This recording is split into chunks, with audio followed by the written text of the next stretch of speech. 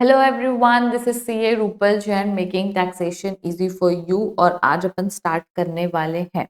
तो आज अपन करने वाले हैं start with day 24 and part 7। जी हाँ, अपन पार्ट 7 मतलब कि जो लास्ट पार्ट है उसमें पहुंच चुके हैं। तो पार्ट 7 ऑफ पीजी बीपी, ठीक है। Day 24 part 7 of PG BP.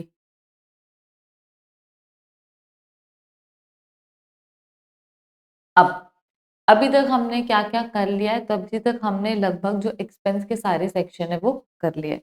बस एक जो छोटा सा हमारा टॉपिक है वो बचा हुआ था विथ जो ऑलरेडी हो चुका है। वो सिर्फ एक क्या है बेटा, रिविजन है, मतलब कंपाइलेशन है। जो जो कॉन्सेप्ट हमने पहले पढ़े थे उसमें से कुछ कॉन्सेप्ट जो है वो यहाँ पर कवर होते हैं, जिसका नाम है प्रॉफिट चार्जेबल टू टैक्स, ठीक है। तो हमने ऑलरेडी कॉन्सेप्ट पहले पढ़ रखा है, बस हमको उसको को रिलेट करना है। I hope I am clear. Yes, ठीक है। तो यहां पर है हमारा section 41 profit chargeable to tax, ठीक है। कि कौन कौन सी हमारी इनकम है जो यहाँ पर टैक्सेबल होगी, कहां पर टैक्सेबल होगी, पीजीबीपी के अंदर, ठीक है। अब सबसे पहले क्या बोलता है सेक्शन 41(1) रेमिशन और सिजेशन ऑफ ट्रेडिंग लाइबिलिटी, ठीक है। तो रेमिशन मतलब कि क्या है आपका, कि चला गया, ठीक है। हमारी कोई लाइबिलिटी थी जो हमको फुलफिल करनी थी बट अब हमको नहीं करनी है, ठीक है। तो बहुत अच्छी बात है। सिजेशन हो गया किसी ट्रेडिंग लाइबिलिटी का, कि जो हमको फुलफिल करना था वो अब सीज हो चुका है, ठीक है। सीज मतलब खत्म हो चुका है।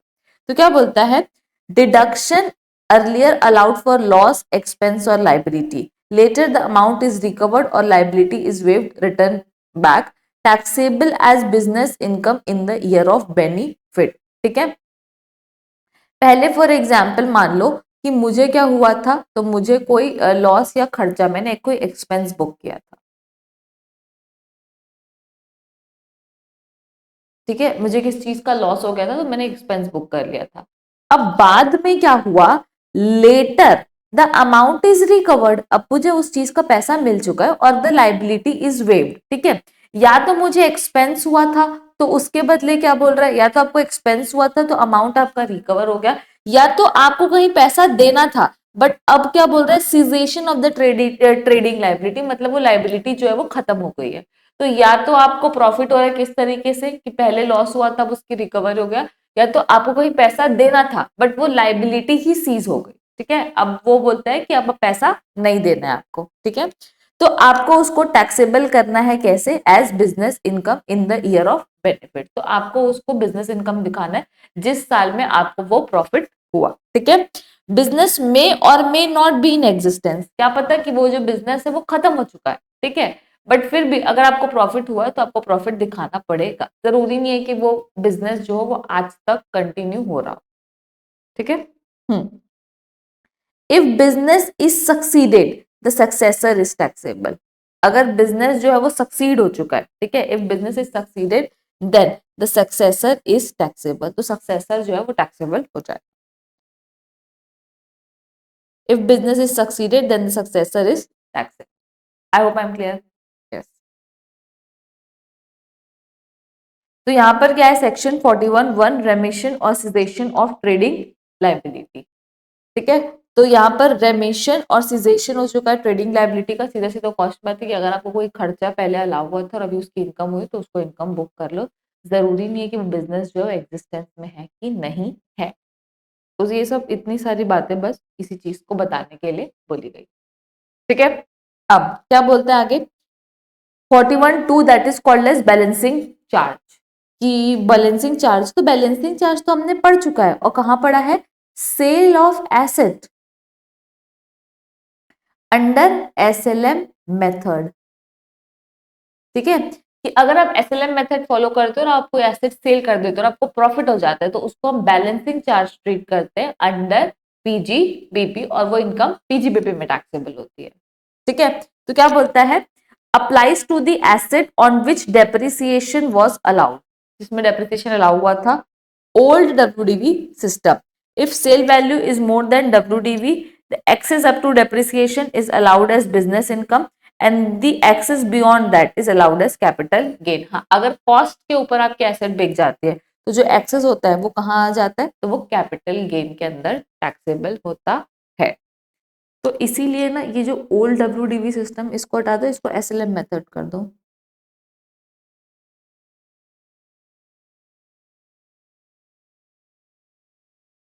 ठीक है। उसके बाद sale of scientific research asset. तो आपने पढ़ा था कि अगर साइंटिफिक रिसर्च एसेट बिक जाती है और अगर वो बिकती है कॉस्ट से ऊपर में, ठीक है, तो जो डिफरेंस है कॉस्ट के ऊपर वाला वो कहाँ जाता है, कैपिटल गेन के अंदर जाता है। तो यहाँ पर बोल रहा है 100% deduction allowed earlier under section 35। तो इसको अपन ना एक काम करते हैं, चार्ट बुक से देख लेते हैं।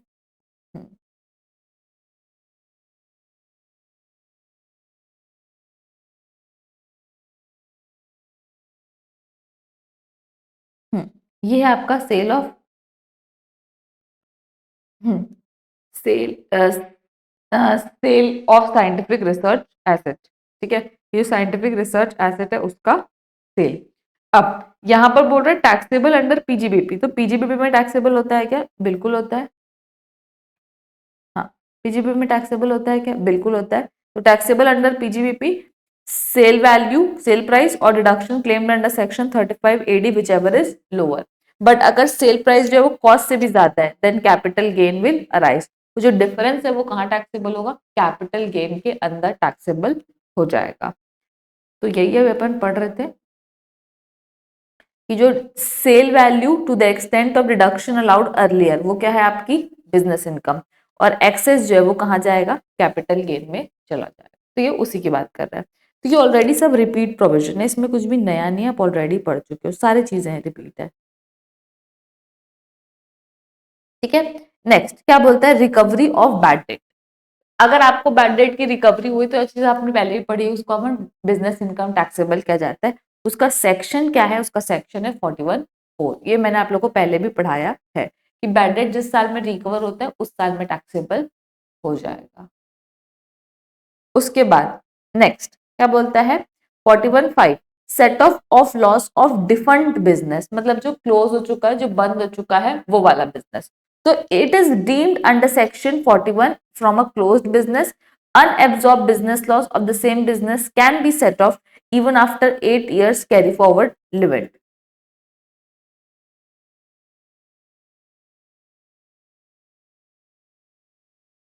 अगर आपका बिजनेस क्लोज हो चुका है और अनएब्सॉर्ब डेप्रिसिएशन, बिजनेस लॉस के लिए तो 8 साल है, अनएब्सॉर्ब डेप्रिसिएशन जो है वो अनलिमिटेड ईयर्स के लिए सेट ऑफ हो सकता है। ठीक है, तो यहाँ पे क्या होगा, अनएब्सॉर्ब डेप्रिसिएशन। तो यहाँ पे इसको ना आप लोग चेंज कर लेना। ये क्या बोल रहा है, if income is deemed under section 41 from a closed business, unabsorbed यहाँ पे लिखना depreciation of the same business can be set off even after 8 years carry forward limit, and business loss carry forward only for 8 years। तो वो जो है वो 8 साल के लिए कैरी फॉरवर्ड होता है। I hope I am clear. Yes. तो ये सारी चीजें बस हम पढ़ चुके हैं पहले से। प्रॉफिट चार्जेबल टू टैक्स बस आपको सेक्शंस बताएगा, 41(1) क्या है, 41(2) क्या है, 3 क्या है, 4 क्या है, 5 क्या है। बाकी कॉन्सेप्ट आपको पहले से पता है। I hope I am clear. तो एकदम छोटा सा टॉपिक था जो कि नॉट सो वेरी इंपॉर्टेंट। उसके बाद अब अपन किस में आएंगे, तो now we are coming to the most interesting topic of our PGBP and one of the important topic as well. ठीक है, तो one of the important topic and interesting topic under PGBP called as presumptive taxation.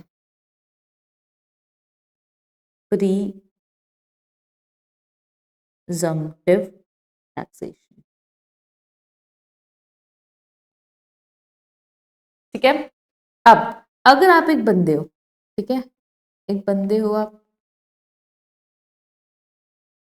तो अपन तो इसको ले लेते हैं, इसका नाम क्या था, चपलू।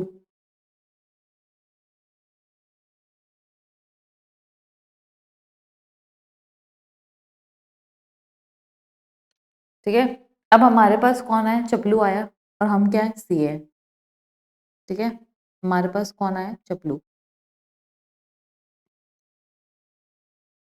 पूरा का पूरा फोकस आप लोग को यहाँ रखना है, कहीं पर भी अपना फोकस जो है वो हिला डुला के नहीं रखना है। अभी जो हमारा क्या बोलते हैं, मोस्ट इम्पॉर्टेंट टॉपिक शुरू हो चुका है, जिसका नाम क्या है, प्रिजम्पटिव टैक्सेशन। ठीक है, प्रिजम्पटिव का नाम ही है क्या, कि आप प्रिज्यूम कर रहे हो कि आपका प्रॉफिट कितना है। ठीक है, प्रिज्यूम अज्यूम, ठीक है, आप प्रिज्यूम को अज्यूम से भी रिलेट कर सकते हो। प्रिज्यूम मतलब आपने मान लिया है और यही मान के हमको टैक्स देना है। तो स्कीम आपने नहीं निकाली है, ये सरकार नहीं निकाली। सरकार बोलती है कि आप इतना परसेंटेज प्रिज्यूम करके जो है वो क्या दे सकते हो, टैक्स जो है वो दे सकते हो, कोई दिक्कत नहीं है। ठीक है, I hope I am clear. अब मैं जो हूँ वो क्या हूँ, सीए हूँ। तो जो चपलू है ना वो मेरे पास आता है। ठीक है, अब उसको क्या करना है भैया, टैक्स भरना है। तो पीजीबीपी, अब चपलू जो है वो क्या है, एक बिजनेसमैन। ठीक है, अब चपलू एक बिजनेसमैन है। अब बिजनेसमैन को टैक्स भरना है, तो उसके पास क्या कोई ऑप्शन है, कोई छोटे बिजनेसमैन के लिए कुछ अलग है, बड़े बिजनेसमैन के लिए अलग है, कुछ तरीका है या कुछ है क्या करके। ठीक है, तो बिल्कुल है। तो सरकार ने ना दो तरीके बनाए। एक है आपका प्रिजम्पटिव टैक्सेशन,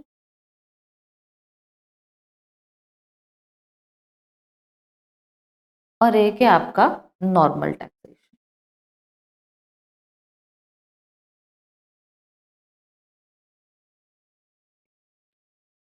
ठीक है, तो एक है आपका प्रिजम्पटिव टैक्सेशन और एक है आपका नॉर्मल टैक्सेशन। अब प्रिजम्पटिव टैक्सेशन है, तो प्रिजम्पटिव टैक्सेशन जो है वो किसके किसके लिए है, तो प्रिजम्पटिव टैक्सेशन सबके लिए है। सबके लिए मतलब किसके लिए, तो एक बनाई है सेक्शन 44 AD, जो बनाई गई है बिजनेसमैन के लिए। ठीक है, फिर एक बनाया गया है सेक्शन 44 ADA, 44 ADA, जो बनाया गया है प्रोफेशन के लिए। ठीक है, 44 AD ADA, और एक बनाया गया है 44 AE, 44 AE, जो बनाया गया है ट्रांसपोर्टर के लिए। ठीक है, तो यहां पर चाहे तो वो प्रिजम्पटिव टैक्सेशन ऑप्ट कर सकता है, चाहे तो नॉर्मल टैक्सेशन जो है वो ऑप्ट कर सकता है। तो नॉर्मल टैक्सेशन जो है, जैसे नॉर्मल आपका जो पीजीबीपी का जैसे आप कैलकुलेट करते हो, वैसे जो है वो आपकी इनकम कैलकुलेट होती है। अब मैम प्रिजम्पटिव टैक्सेशन जो है उसका फायदा क्या है, प्रिजम्पटिव टैक्सेशन हम क्यों लेते हैं, तो प्रिजम्पटिव टैक्सेशन आप इसीलिए लेते हो कि भले ही आपका नेट प्रॉफिट कितना ही हो, भले ही आपका नेट प्रॉफिट जो है वो कितना भी हो, बट अगर आप बिजनेसमैन हो तो हम आपको मौका दे रहे हैं कि आप अपना प्रॉफिट जो है, या तो आप 8% या तो आप 6% जो है वो दिखा सकते हो। तो ऑब्वियसली बात है ना, जब मैं बिजनेस में तो 6% दिखाऊंगी, ना ना ना, इसमें एक ट्विस्ट है। 6% किसके लिए है, 6% उनके लिए जो सारे ट्रांजैक्शन अपने बैंक से करते हैं। तो अगर आपके जो बैंक वाले ट्रांजैक्शन है उस पे आप 6% का प्रॉफिट दिखा सकते हो, और जो आपके अदर देन बैंक वाले ट्रांजैक्शन है उसमें आप 8% का प्रॉफिट दिखा सकते हो। ठीक है, अब उसके बाद बात करते हैं 44 ADA की। तो 44 ADA जो है ना सर, वो किसके लिए है, वो प्रोफेशनल्स के लिए है। तो उसमें कितना परसेंट प्रॉफिट प्रिज्यूम करना है, 50%, कि जो आपकी सेल है उसका अगर आप 50% प्रॉफिट दिखाते हो, ठीक है, तो उसको आप फिर आप प्रिजम्पटिव टैक्सेशन जो है वो ऑफ कर सकते हो। और 44A जो है उसमें क्या है, अलग उसके जो है वो मतलब दिए गए अमाउंट की आपको कितना दिखाना है। तो यहाँ पर आप दिखा दो इनकम 1000 पर टन, जो ट्रक का वेट होता है ना, तो 1000 पर टन के हिसाब से आप प्रॉफिट जो है वो दिखा सकते हो। तो वो यही बोलना चाह रहा है कि जो प्रिजम्पटिव टैक्सेशन है ना, उसके अंदर आपको प्रॉफिट जो है वो प्रिज्यूम करके दिखाना पड़ता है। ठीक है, अब फॉर एग्जाम्पल मान लो कि जो चपलू है ना वो एक बिजनेसमैन है। चपलू क्या है भाई, बिजनेसमैन है। अगर चपलू बिजनेसमैन है और बिजनेसमैन का जो टर्नओवर है फॉर एग्जांपल मान लो 1 करोड़ है, अगर उसका जो जीपी है, ग्रॉस प्रॉफिट, अगर मैं 20% भी लेती हूँ ऑन एन एवरेज, अगर उसके बिजनेस में 20% का मार्जिन है, तो उसका मार्जिन कितना हो गया? 20 लाख रुपए। 20 लाख रुपए का उसका मार्जिन हो गया। अब अगर उसका मार्जिन जो है वो 20 लाख रुपए का हो चुका है, तो उसको टैक्स कितने में भरना पड़ेगा? तो उसका जो पीजीबीपी है वो कितना हो जाएगा? 20 लाख। ठीक है, बट क्या प्रिजम्पटिव टैक्सेशन जो है वो सबके लिए है? तो नहीं, वहां पर एक क्या लिखाई गई है? Applicability limit. तो एप्लीकेबिलिटी लिमिट जो है मैं अभी किसके लिए बता रही हूँ? मैं अभी बता रही हूँ ऑब्वियसली किसके लिए? बिजनेसमैन के लिए। हम अज्यूम कर रहे हैं कि चपलू क्या है? बिजनेसमैन है। तो ये बोलता है कि turnover up to, turnover up to क्या है बेटा? 2 crore. In some cases 3 crore, but normally कितना है? 2 करोड़। तो अगर आपका टर्नओवर जो है वो 2 करोड़ के अंदर है, तो आप क्या ऑप्ट कर सकते हो? प्रिजम्पटिव टैक्सेशन ऑप्ट कर सकते हो। ठीक है, तो हाँ भाई मेरा टर्नओवर तो 2 करोड़ के अंदर है, मेरा टर्नओवर कितना है? 1 करोड़ ही है। तो मैं क्या करूंगी? टर्नओवर मेरा कितना है? टर्नओवर है मेरा 1 करोड़। मेरे को प्रॉफिट दिखाना है, फॉर एग्जाम्पल मान लो कि मेरे जो है वो कैश ट्रांजैक्शन है, तो मैं 8% का प्रॉफिट दिखाऊंगी। तो यहाँ पर क्या हो गया? तो मेरा कितना हो गया यहाँ पर? 8 लाख रुपए। तो 8 लाख रुपए पर ही मुझे टैक्स भरना है, और मेरा पीजीबीपी कितना हो जाएगा? 8 लाख। अरे वाह, ये तो कितनी बढ़िया बात है कि जो मेरा 20 लाख का प्रॉफिट है, रियल में मैंने 20 लाख कमाया, लेकिन मेरे को तो प्रॉफिट सिर्फ 8 लाख रुपए ही दिखाना है और 8 लाख में ही टैक्स भरना है। तो जी हाँ, बहुत अच्छी बात है। बट क्या मैं 8 लाख से कम कर सकता हूँ? नहीं, आप 8 लाख से कम नहीं कर सकते। मतलब आपको जो मिनिमम प्रॉफिट है वो 8% या 6% दिखाना ही पड़ेगा। तो आप प्रिजम्पटिव टैक्सेशन ऑप्ट कर रहे हैं। अगर आप 8 लाख मतलब 8% या 6% से कम का प्रॉफिट दिखाते हैं, तो फिर आपको ऑडिट करवानी पड़ेगी। तो यहाँ पर क्या फायदा है? लोग इस ये वाली रिजीम में क्यों रहते हैं? पहला कारण तो इस रिजीम में रहने का है कि वो बड़े बिजनेसमैन है।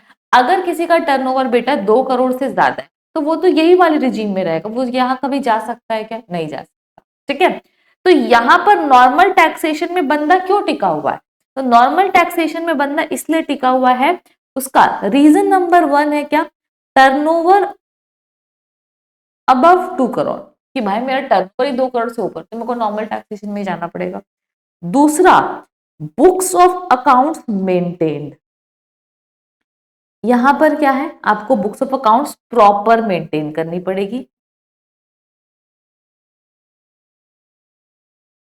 Sorry, books of accounts maintained. हाँ, तो अगर आप बुक्स ऑफ अकाउंट्स मेंटेन करते हैं, फॉर एग्जाम्पल मान लो, हाँ, ये वाली रिजीम में बंदा क्यों है? उसका टर्नओवर 2 करोड़ से ऊपर है, तो यहाँ पर ऑब्वियसली यहाँ पर क्या होगा? टर्नओवर अप टू 2 करोड़ होगा। अब दूसरा, यहाँ पर बुक्स ऑफ अकाउंट्स आपको मेंटेन करना जरूरी है। यहाँ पर आपको नो, नॉट नॉट रिक्वायर्ड, यहाँ पर आपको बुक्स ऑफ अकाउंट्स बनाने की जरूरत नहीं, डायरेक्ट सेल लो, इंटू करो, प्रिजम्पटिव टैक्सेशन। थर्ड, क्योंकि ये छोटे लोगों के लिए। ऑडिट मैंडेटरी, क्योंकि ऑडिट जो है वो क्या रहेगी? मैंडेटरी रहेगी, नॉट रिक्वायर्ड। ठीक है, ऑडिट नहीं जरूरत है। तो यहाँ पर जो लोग हैं उनको क्या क्या करना पड़ेगा? तो यहाँ पर लोग है क्यों? क्योंकि उनका टर्नओवर 2 करोड़ से ऊपर है, या तो उन्होंने बुक्स ऑफ अकाउंट्स मेंटेन किया। तो अगर आप बुक्स ऑफ अकाउंट्स मेंटेन कर रहे हो, इसका मतलब क्या है? इसका मतलब ये है कि आपको 30 से लेके 38 तक फुल एक्सपेंस अलाउड। ठीक है, अगर आपने बुक्स ऑफ अकाउंट्स मेंटेन की है, मतलब आप प्रॉपर पीजीबीपी के हिसाब से चल रहे हो, तो आपको सेक्शन 30 से लेके 38 तक जितने भी खर्चे अभी तक हमने पढ़े हुए हैं, ये वो पूरे के पूरे क्या हो जाएंगे बेटा? वो अलाउ हो जाएंगे, कोई दिक्कत नहीं है। ठीक है, तो यहां पर 30 to 38 अलाउड, प्रिज्यूम्ड, मतलब कि ये 8% में हम मान रहे हैं कि 30 से 38 तक के खर्चे मिल चुके हैं और अलग से आपको कोई खर्चा नहीं मिलेगा। ठीक है, प्लस आपको क्या करना है? तो बुक्स ऑफ अकाउंट्स मेंटेन करना है, ऑडिट करवाना जरूरी है, खर्चे आप पूरे ले सकते हो। हाँ, यहाँ पे अगर आप क्या कर सकते हो, खर्चे क्लेम करके 8% या 6% से कम का प्रॉफिट दिखा सकते हो, ठीक है। आप रियल एक्सपेंसेस ही क्लेम करना है, बट अगर कम करने का तरीका यहाँ पर ढूंढे तो यहाँ पे आप कितने भी खर्चे क्लेम कर सकते हो, यहाँ पर लिमिट नहीं है। सी यहाँ पर आप प्रॉफिट, मैंने 20 लाख दिखा रही हूँ, मैं 20% प्रॉफिट दिखा रही हूँ मार्जिन, मैं 5% मार्जिन भी दिखा सकती हूँ, मैं 2% भी दिखा सकती हूँ, मैं लॉस भी दिखा सकती हूँ। तो ये वाले केस में मुझे, मेरे को कितना प्रॉफिट कितना लॉस दिखाना है, इसकी कोई लिमिट है क्या? नहीं, कोई लिमिट नहीं है। लेकिन ये वाले केस में लिमिट है क्या? जी हाँ, इसमें आपको मिनिमम 8% का या 6% का प्रॉफिट दिखाना ही पड़ेगा, ठीक है। और ये अभी हम लोगों ने क्या बताया, तो इसका डिफरेंशिएशन बताया कि जो दोनों के बीच में डिफरेंस जो है वो क्या है, ठीक है। तो अगर वो चपलू है, तो चपलू अगर उसका टर्नओवर जो है वो 2 करोड़ के अंदर है फॉर एग्जाम्पल मान लो, तो उसके पास दोनों ऑप्शन है, ठीक है। वो यहां भी जा सकता है और यहाँ पे कितना प्रॉफिट कितना लॉस भी दिखा सकता है। लेकिन टर्नओवर अगर 2 करोड़ के अंदर, और अगर आप इस साइड फॉल कर रहे हो, यहाँ पर जरूरी नहीं है कि ना टर्नओवर 2 करोड़ से ऊपर होना। एक चीज मैं आपको बता रही हूँ, नॉर्मल टैक्सेशन में आप कभी भी रह सकते हो, लेकिन जब आप रहोगे नॉर्मल टैक्सेशन में, बुक्स ऑफ अकाउंट्स बनाना पड़ेगा, ऑडिट जो है। हाँ, अब ऑडिट की जो लिमिट क्या है, तो ऑडिट की लिमिट है बेटा, ऑडिट अबव 1 करोड़, ठीक है। ऑडिट की लिमिट कितनी है, तो ऑडिट की जो लिमिट है वो क्या है, ऑडिट अबव 1 करोड़ है। तो अगर आप ये वाले केस में हो तो आपको ऑडिट करानी पड़ेगी अबव 1 करोड़, और अगर आप ये वाले के, अगर आप 2 करोड़ तक, हाँ सपोज आपका टर्नओवर जो है वो 2 करोड़ से एक्सीड हो गया, तो आपको कहाँ आना पड़ेगा, नॉर्मल, वापस से नॉर्मल रिजीम में आना पड़ेगा, ठीक है। तो मैं आपको ये कहना चाहती हूँ कि अगर मेरा टर्नओवर जो है, चपलू का टर्नओवर अप टू 2 करोड़ है, तो उसके पास दो ऑप्शन है, वो नॉर्मल टैक्सेशन भी जा सकता है, प्रिजम्पटिव टैक्सेशन भी जा सकता है। अगर वो नॉर्मल टैक्सेशन जा रहा है तो no limit on profit and loss, कितना प्रॉफिट कितना लॉस दिखा सकता है, बट आपको proper books of accounts maintain करनी पड़ेगी, और जो खर्चे आप दिखा रहे हो उसके आपके पास पूरे बिल मेंटेन होने चाहिए। बुक्स ऑफ अकाउंट्स का मतलब भी यही है कि आपका पूरा अकाउंट्स मेंटेन्ड होना चाहिए, ठीक है। आपके जितने खर्चे हैं, जितना आपका सारी चीजें हैं, वो सारी की सारी चीजें जो है वो क्या होनी चाहिए, मेंटेन होनी चाहिए। और ऑडिट करवा रहे हो मतलब सीए से आपको ऑडिट करवानी है उसकी, और ये जो पूरे खर्चे 30, मतलब जो भी इनकम टैक्स के हिसाब से जो खर्चे वो लेने हैं, जो पूरा पीजीबीपी आप पढ़ रहे हो ना वो नॉर्मल टैक्सेशन के हिसाब से। और अगर आपका टर्नओवर 1 करोड़ से ऊपर है तो ही आपको ऑडिट मैंडेटरी, ऐसा हमेशा ऑडिट मैंडेटरी नहीं है। तो यहाँ पर आप लिख लेना ऑडिट अबव 1 CR, सॉरी, और यहाँ पर मैं लिखूंगी एनी टर्नओवर लिमिट। अब करेक्ट है कि कोई भी टर्नओवर वाला जो है वो नॉर्मल उसमें जा सकता है, बुक्स ऑफ अकाउंट्स मेंटेन करनी पड़ेगी, ऑडिट 1 करोड़ से ऊपर करवाना पड़ेगा, और 30 से 38 तक पूरे खर्चे जो है वो अलाउड है, कोई दिक्कत नहीं है। अगर आप प्रिजम्पटिव टैक्सेशन में जाते हो तो अभी अपन मान रहे हैं कि अभी अपन एग्जाम्पल ले रहे हैं किसका, 44 AD का। क्या आप किस में हो, 44 AD के अंदर हो, आप बिजनेसमैन हो। तो अगर आपका टर्नओवर 2 करोड़ तक है तो आप ले सकते हो, और 1 करोड़ 8% आपको प्रॉफिट दिखाना है। हाँ, 44 AD आप कब ले सकते हो, अगर आपका टर्नओवर जो है वो 2 करोड़ तक है या तो 3 करोड़ तक है, कुछ केसेस में लिमिट जो है वो 3 करोड़ हो जाती है, ठीक है। तो अगर मैं 2 करोड़ और 3 करोड़ के अंदर हूं तो मैं प्रिजम्पटिव टैक्सेशन ऑप्ट कर, अगर मैं 2 करोड़ या 3 करोड़ के ऊपर चली जाती हूँ तो मैं क्या करूंगी, तो मैं वापस से नॉर्मल में चली जाऊंगी, ठीक है। तो अप टू 2 करोड़ या 3 करोड़ तक है, बुक्स ऑफ अकाउंट्स बनाने की जरूरत नहीं है, ऑडिट जो है वो करवाने की जरूरत नहीं है, हाँ नॉट रिक्वायर्ड। अगर आप प्रिजम्पटिव टैक्सेशन ऑप्ट करते हैं तो आपको ऑडिट करवाने की जरूरत बिल्कुल भी नहीं है। और सेक्शन 30 से लेके 38 तक आपको पूरे खर्चे अलाउ हो चुके हैं, ये मैं प्रिज्यूम कर रही हूँ, ठीक है। प्लस आप लोग पहले ही पढ़ चुके हो एडवांस टैक्स की कितनी इंस्टॉलमेंट होती है, 4 इंस्टॉलमेंट। तो यहाँ पर एडवांस टैक्स भी बढ़ाना पड़ेगा, अगर आपकी टैक्स लाइबिलिटी साल भर की 10,000 से ऊपर है तो आपके लिए कितनी है, 4 इंस्टॉलमेंट, 15 जून, 15 सितंबर, 15 दिसंबर और 15 मार्च, ठीक है। और यहाँ पर मैं बात करूं तो एडवांस टैक्स ओनली 1 इंस्टॉलमेंट, इनके लिए सिर्फ एक ही इंस्टॉलमेंट है, वो भी कौन सी वाली है, 15 मार्च। 15 मार्च को आपको 100% जो बेटा वो क्या पे करना है, टैक्स पे करना है। तो मैम इसमें तो हर चीज हर जगह पे इनको फायदा है। जी हाँ, इनको फायदा रिलैक्सेशन इसलिए दिया जा रहा है क्योंकि ये छोटे बिजनेसमैन है। छोटे बिजनेसमैन को सपोर्ट करने के लिए ही ये स्कीम निकाली गई है। अगर आपका टर्नओवर 2 करोड़ या 3 करोड़ से ज्यादा है तो आप प्रिजम्पटिव टैक्सेशन ऑप्ट नहीं कर सकते हैं। आई hope I am clear. Okay,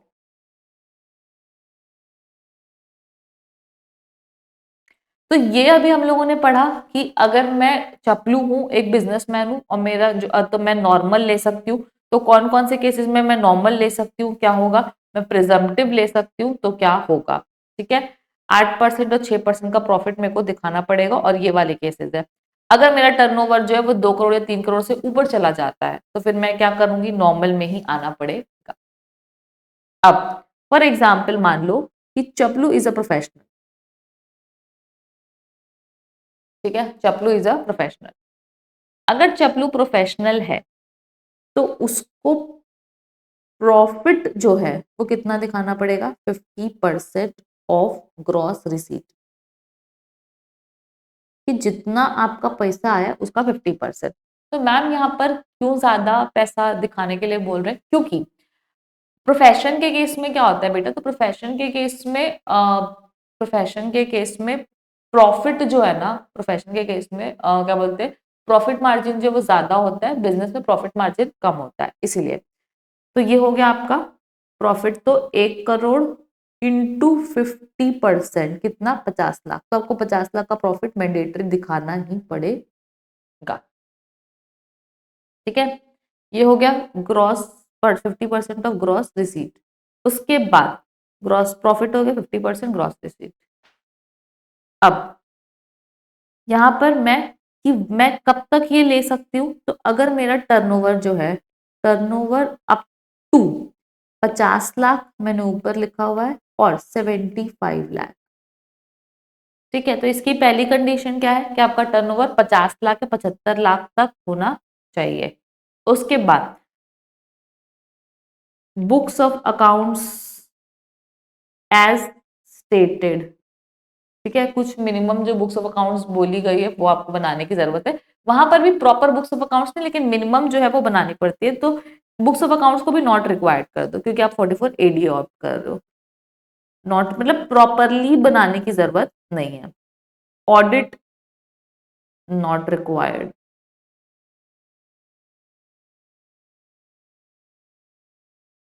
30 से 38 एक्सपेंस अलाउड अज्यूम्ड। हम अज्यूम कर चुके कि अलाउ हो चुका है। एडवांस टैक्स 15 मार्च, 1 इंस्टॉलमेंट होगी। हाँ, कि 1 इंस्टॉलमेंट में हमको 100% जो है वो भर देना। तो ये जो है वो सेम है। तो चेंज क्या है, चेंज सिर्फ ये है कि एक तो हमारा 50% ऑफ ग्रॉस प्रॉफिट और 50 लाख और 75 लाख। तो मैम 50 लाख तो नॉर्मल है, 75 लाख कब है, तो अगर आपका कैश रिसिप्ट, ठीक है, कैश रिसिप्ट जो है वो अप टू 5% है टोटल रिसीट का, तो आपके लिए टर्नओवर जो है 75 लाख हो जाएगा। तो ये क्यों ले रहा है सरकार, ये क्यों सरकार ऐसे प्रोविजंस लेके आ रही है, सरकार ऐसे प्रोविजन इसलिए लेके आ रही है क्योंकि वो बैंकिंग ट्रांजैक्शन को बढ़ावा देना चाहती है। वो चाहती है कि सारे ट्रांजैक्शन जो है वो बैंकिंग के तरीके से हो। ठीक है, लिए तो इसलिए तो यहाँ पर ये है हमारा चपलू, नॉर्मल टैक्सेशन, प्रिजम्पटिव टैक्सेशन, इसके पास ऑप्शन है। अगर चपलू एक क्या है, प्रोफेशनल है, तो उसके पास भी वापस से दो ऑप्शन आ गए हैं। एक है आपका नॉर्मल टैक्सेशन और एक है आपका 44 एडीए। और ये क्या है, प्रोफेशनल्स। तो प्रोफेशनल अगर वो है, यहाँ पे no limit on turnover, no limit on turnover, कितना भी टर्नओवर आपको यहीं पे है, no limit for showing profit और लॉस। प्रॉफिट भी कितना भी दिखा सकते हो, लॉस भी कितना भी दिखा सकते हो, कोई दिक्कत नहीं है। ऑडिट अबव 50 लाख और 75 लाख। ठीक है, 50 लाख के ऊपर आपको ऑडिट करवानी है। तो जो भी आपका अगर आप इधर ऑप्ट करो तो नॉर्मल, अगर आप सिर्फ इधर ही हो तो ऑडिट अबव कितना है, 50 लाख। और यहाँ पर अगर आप इससे क्रॉस कर जाते हो, अगर आप ये वाली जगह ऑप्ट कर रहे हो, अगर आप प्रिजम्पटिव में हो तो आपके लिए 50 लाख और 75 लाख तक ऑडिट नहीं है। लेकिन अगर आप नॉर्मल में हो तो आपको 50 लाख तक बस ऑडिट नहीं है, 50 लाख के ऊपर आपको ऑडिट करवानी पड़ेगी। ठीक है। और advance tax same 4 instalment. Expense 30 to 38 allowed, बाकी सारी चीजें जो वो सेम रहेगी। I hope I am clear कि चपलू के पास इधर भी 2 ऑप्शंस हैं। अब 44A जो है वो किसके लिए है बेटा, ट्रांसपोर्टर्स के लिए है। तो यहां पर भी 2 ऑप्शंस है। 44AE जो है वो किसके लिए, ट्रांसपोर्टर्स।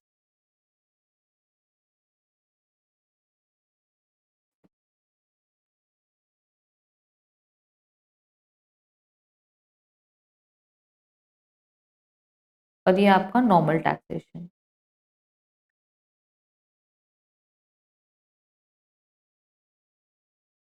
अब 44AE जो है वो किसके लिए, ट्रांसपोर्टर्स के लिए है।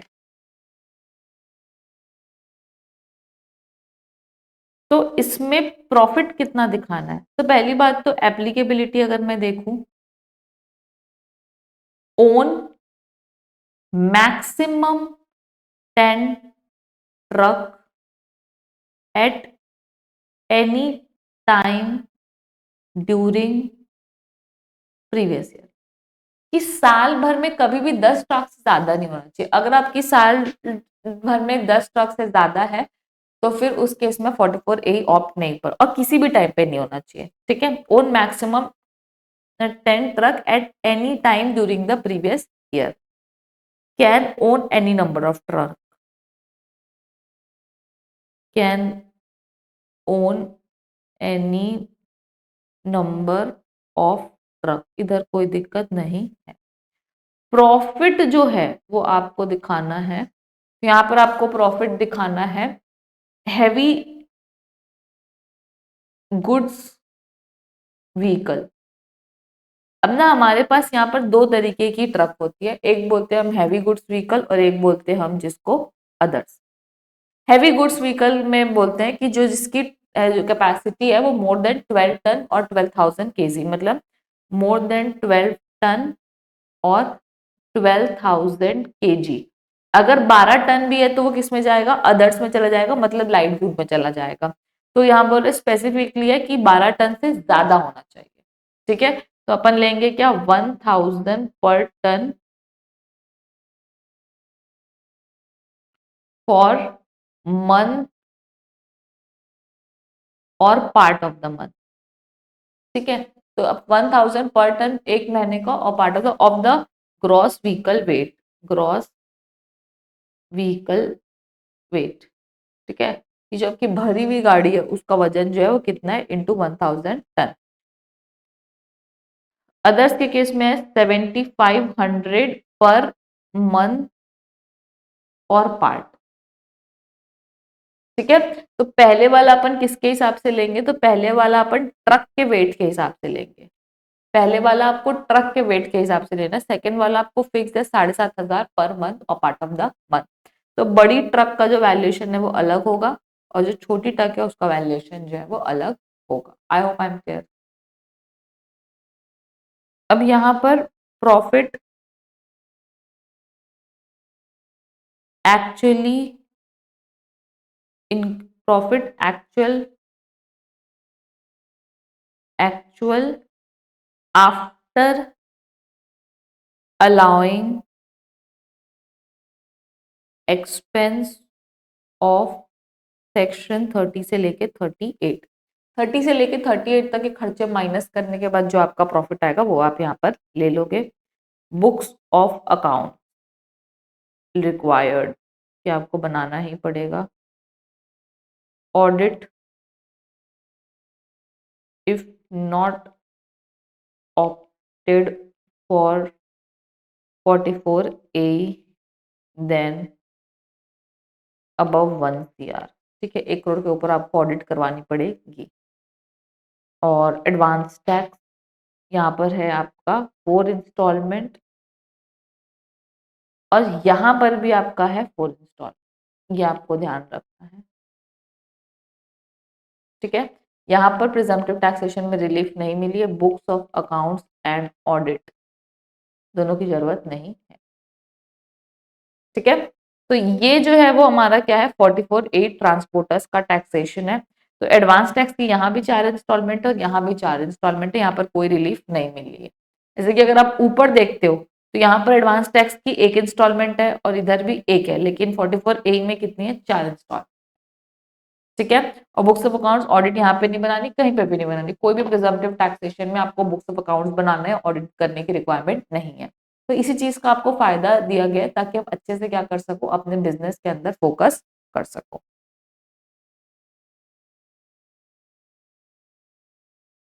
तो ये हमारा प्रिजम्पटिव टैक्सेशन, और आई थिंक कि अभी तक आपको समझ आ गया होगा कि बेसिक प्रिजम्पटिव टैक्सेशन जो है वो है क्या। अब आ जाते हैं अपन अपने टेक्स्ट बुक के अंदर। टॉपिक का नाम है presumptive taxation scheme, section 44 AD. ठीक है, तो सेक्शन क्या है 44 एडी, एडीए और एई, तीनों सेक्शंस आपको दिमाग में रट जाने चाहिए। 44 एडी जो है प्रिजम्पटिव टैक्सेशन स्कीम के अंदर 44 एडी बिजनेस के लिए, 44 एडी प्रोफेशनल के लिए, और 44 ए जो है वो ट्रांसपोर्टर के लिए। वापस से 44 एडी जो है वो बिजनेसेस के लिए है, 44 एडीए जो है वो प्रोफेशन के लिए है, और 44 ए जो है वो किसके लिए, ट्रांसपोर्टर्स के लिए। ठीक है, तो 44 एडी, 44 एडीए और 44 ए। अब सबसे पहले क्या बोलता है, एलिजिबल असेसी 44, पहले अपन 44 एडी पूरा पढ़ेंगे, फिर 44 एडीए पढ़ेंगे और फिर 44 ए पढ़ेंगे। ठीक है, तो अब सबसे पहले आ जाओ एलिजिबल असेसी, रेसिडेंट इंडिविजुअल, ये रेसिडेंट एचयूएफ और रेसिडेंट फर्म।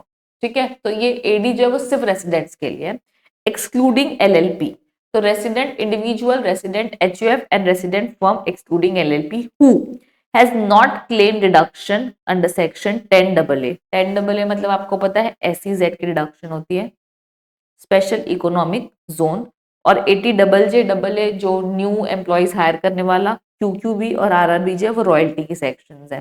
ठीक है, तो अगर आप इनकी डिडक्शंस क्लेम नहीं करते हो तो आप 44 एडी के लिए एलिजिबल हो। वापस से 44 एडी जो है वो किन के लिए है, तो 44 एडी है आपका रेसिडेंट इंडिविजुअल, रेसिडेंट एचयूएफ और रेसिडेंट फर्म के लिए, excluding LLP who has not claimed deduction under section 10AA जो ऐसी जगह डिडक्शन है, plus 80JJAA, 80QQB and 80RRB।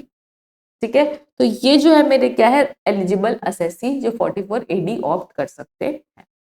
अब उनका टर्नओवर का लिमिट कितना होना चाहिए, तो मैंने आप लोग को पढ़ाया है 2 करोड़ और 3 करोड़, दो लिमिट है। ठीक है, तो क्या बोलता है कि जो टर्नओवर की लिमिट है, टर्नओवर लिमिट, तो नॉर्मली कितना है, total turnover up to 2 crore. Normally आपके लिए हर किसी के लिए लिमिट कितनी है 2 करोड़, बट इस लिमिट को एक्सटेंड किया गया, extended 3 crore if cash receipt is up to 5% of total receipt. ठीक है, तो जो लोग थोड़ा सा बैंकिंग ट्रांजैक्शंस कर रहे हैं उनको थोड़ा सा फायदा देने की कोशिश की गई है, और बोलते हैं कि अगर आपका कैश रिसिप्ट जो है वो up to 5% of total receipt है, cash receipt 5% of total receipt है, तो उस केस में आप कितना टर्नओवर ले सकते हो, 3 करोड़ ले सकते हो।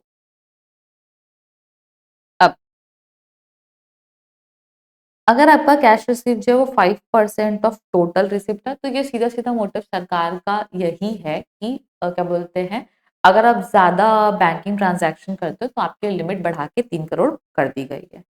फोकस डालना है आपको किसके ऊपर, कैश रिसिप्ट, टोटल रिसिप्ट का कितना है सिर्फ 5%, तो बचा हुआ 95% क्या है बैंकिंग ट्रांजैक्शन है, तो 3 करोड़ होता है। ठीक है, उसके बाद मैंडेटरी प्रॉफिट रेट कि कितना आपको दिखाना है, 8% for cash turnover and 6% for non cash और बैंकिंग मोड ट्रांजैक्शन। तो 8% आपके कैश टर्नओवर के लिए और 6% आपके नॉन कैश टर्नओवर के लिए। ठीक है, उसके बाद नॉट एप्लीकेबल टू, कि कौन कौन लोग जो है वो क्या नहीं कर सकते, तो 44A business, agency business, commission और ब्रोकरेज बिजनेस जो है वो नहीं कर सकते। तो 44A business, agency business, commission और ब्रोकरेज बिजनेस। तो कौन कौन से ऐसे लोग हैं जो क्या बोलते हैं 44AD ऑप नहीं कर सकते, तो पहला है आपका 44A, मतलब कौन सा है बेटा, ट्रांसपोर्टर्स।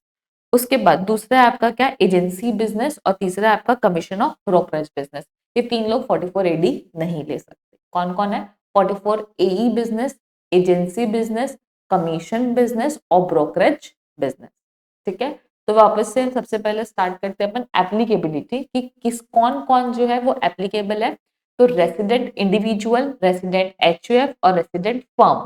ठीक है, इंडिविजुअल और फर्म जो कि 10AA की रिडक्शन नहीं लिए और 80JJA, 80QQB और 80RRB की रिडक्शन नहीं ली है। ठीक है, फिर नेक्स्ट कि किनको एप्लीकेबल है, तो टर्नओवर 2 करोड़ और 3 करोड़ हो जाएगा अगर आपकी कैश रिसिप्ट जो है वो 5% है up two of the total receipt.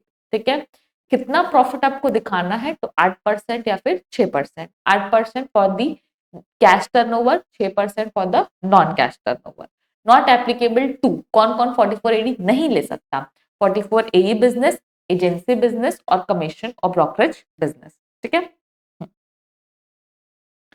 Section 30 से लेके 38 तक के खर्चे। तो सेक्शन 30 से लेके 38 तक के खर्चे, तो no separate deduction is allowed, तो डीम्ड अलाउड। ठीक है, तो आपको सेक्शन 30 से लेके 38 के खर्चे हम मान लेंगे कि अलाउ हो चुके हैं, तो अलग से जो है वापस अलाउ नहीं होंगे। ठीक है, तो अलग से वापस अलाउ नहीं होंगे, नो सेपरेट डिडक्शंस। ठीक है, अलग से अलाउ नहीं होंगे। उसके बाद नीचे क्या लिखा हुआ है, एडवांस टैक्स की सिंगल इंस्टॉलमेंट है, 100% आपको 15 मार्च तक पे कर देना है। लेकिन अगर आप 31 मार्च तक भी पे करते हो तो उसको अपन एडवांस टैक्स ही मानते हैं और उस पर कोई इंटरेस्ट नहीं लगता है। ठीक है, बट ड्यू डेट क्या है आपकी, 15 मार्च। उसके बाद क्या बोलता है, section 40B deduction, not applicable, not applicable, not available.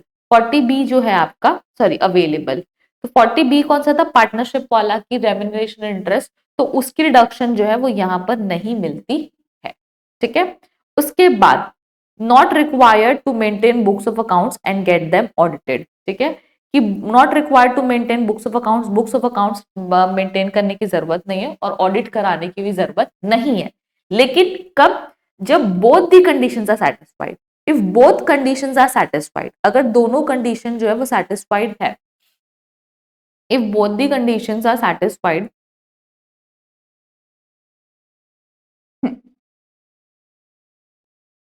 Profit declared is at least 8% और 6%। तो यहां पर बोलता है कि दो condition, if both condition satisfied, तो दो कंडीशन है। ठीक है, दो कंडीशन है और turnover is up to 2 crore और 3 करोड़। तो अगर दो कंडीशन हो जाएगा तो फिर आपको बुक्स ऑफ अकाउंट भी बनाना नहीं है और ऑडिट भी नहीं करवाना है।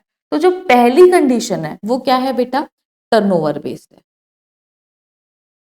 नहीं सॉरी, पहली कंडीशन जो है वो प्रॉफिट बेस्ड है और जो दूसरी कंडीशन है वो कौन सी है, टर्नओवर बेस्ड है। ठीक है, तो क्या बोलता है, if the both conditions are satisfied, if both condition satisfied, तो प्रॉफिट डिक्लेयर्ड इज एटलीस्ट 8% और 6%। कि अगर आपका प्रॉफिट डिक्लेयर्ड जो है वो कितना है, या तो 8% है या तो एटलीस्ट मतलब 8% और 6% है, और टर्नओवर जो है आपका वो 2 करोड़ है और अप टू 3 करोड़ है, तो आपको बुक्स ऑफ अकाउंट्स भी नहीं बनाना है और ऑडिट भी नहीं करवानी है। ठीक है, उसके बाद नेक्स्ट एडिशनल प्रोविजंस। क्या बोलता है additional provision, if assessee declares profit lower than the mandated rate. ठीक है, कि अगर आप जितना दिया हुआ है उससे कम प्रॉफिट दिखाते हो, then they can not opt for 44AD for next 5 assessment year. ठीक है, तो ये प्रोविजन बहुत सिंपल है। क्या बोलता है ये प्रोविजन, ये बोलता है कि अगर आप इस साल 44AD नहीं ले, इस साल आप 44AD लेते हो, तो अगले 5 साल तक आपको 44AD ऑप्ट करना है। ठीक है, अगर आप इस साल में 44AD लेते हो तो आपको अगले 5 साल तक 44AD ऑप्ट करना है। लेकिन अगर आप किसी भी 5 साल में 44AD जो है वो नहीं लेते हो, तो आप उसके अगले 5 साल तक 44AD नहीं ले सकते। ठीक है, वापस से बोलती हूँ कि अगर आप इस साल में 44AD ले रहे हो तो कंडीशन है कि अगले 5 साल तक आपको लेनी है। लेकिन ये कंडीशन आप वायलेट कर लेते हो, मतलब इन 5 सालों में किसी भी एक साल 44AD नहीं लेते हो, तो फिर वो साल से अगले 5 साल तक आप 44AD ऑप्ट नहीं कर सकते हो। ठीक है, I hope I am clear. Yes, for the next 5 years, मतलब उस साल को छोड़ के आपको अगले 5 साल तक 44AD आप ऑप्ट नहीं कर सकते हो। ठीक है,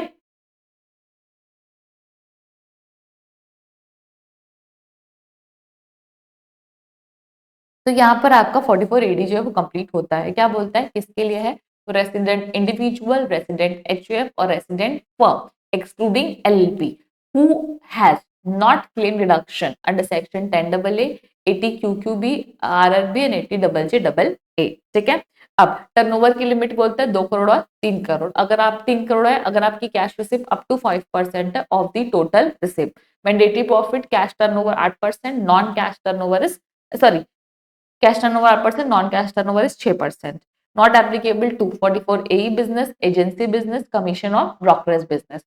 सेक्शन 38 से 38 के खर्चे अज्यूम के अलाउ हो चुके हैं, वापस से कुछ भी अलाउ नहीं होगा। एडवांस टैक्स जो है उसकी एक इंस्टॉलमेंट है, दैट इज 15 मार्च।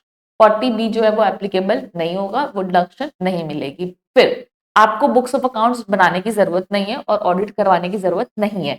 अगर आप टर्नओवर का लिमिट सेटिस्फाई करते हो और आप प्रॉफिट का लिमिट सेटिस्फाई करते हो, प्रॉफिट आपका एटलीस्ट 8% और 6% होना चाहिए, टर्नओवर अप टू 2 करोड़ या 3 करोड़ होना चाहिए। अगर आप ये कंडीशन सेटिस्फाई नहीं करोगे तो आपको बुक्स ऑफ अकाउंट्स भी बनवाना पड़ेगा और ऑडिट भी करवाना पड़ेगा। ठीक है, फिर नेक्स्ट आते हैं अपन 44ADA। 44AD जो है, एडीए जो है वो किसके लिए है, तो वो है रेसिडेंट इंडिविजुअल और फर्म एक्सक्लूडिंग एलएलपी। तो रेसिडेंट इंडिविजुअल, रेसिडेंट फर्म, लेकिन एलएलपी को नहीं मिलेगा। टर्नओवर जो है वो आपका कितना होना चाहिए, तो total turnover up to 50 lakh, turnover जो है वो अप टू 50 लाख होना चाहिए। Extended up to 75 lakhs। ठीक है, if cash receipt is up to 5% of total receipt. तो अब यहाँ पर क्या है, एक्सटेंडेड अप टू 75 लाख, तो total turnover up to 50 lakh और एक्सटेंडेड आपका कितना है 75 लाख। कंडीशन जो है वो सेम है, if cash receipt is up to 5% of total receipt. ठीक है, और 50% ऑफ ग्रॉस रिसिप्ट। ठीक है, तो यहाँ पर आपका प्रॉफिट कितना दिखाना है, 50% ऑफ ग्रॉस रिसिप्ट। तो टर्नओवर आपका सेम 50 लाख और एक्सटेंडेड 75 लाख। अगर आपकी कैश रिसिप्ट है up to 5% of total receipt, और जो आपका ग्रॉस प्रॉफिट है वो है आपका 50% ऑफ एक्सपोर्ट प्रॉफिट।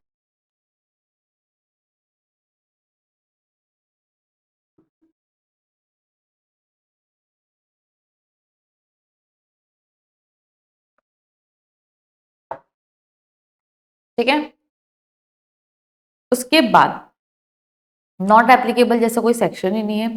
सेक्शन 30 से लेके 38 तक के जितने भी खर्चे हैं उसकी कोई सेपरेट डिडक्शन नहीं मिलेगी, मतलब सेम डीम्ड अलाउड। उसके बाद advance tax same deemed allowed.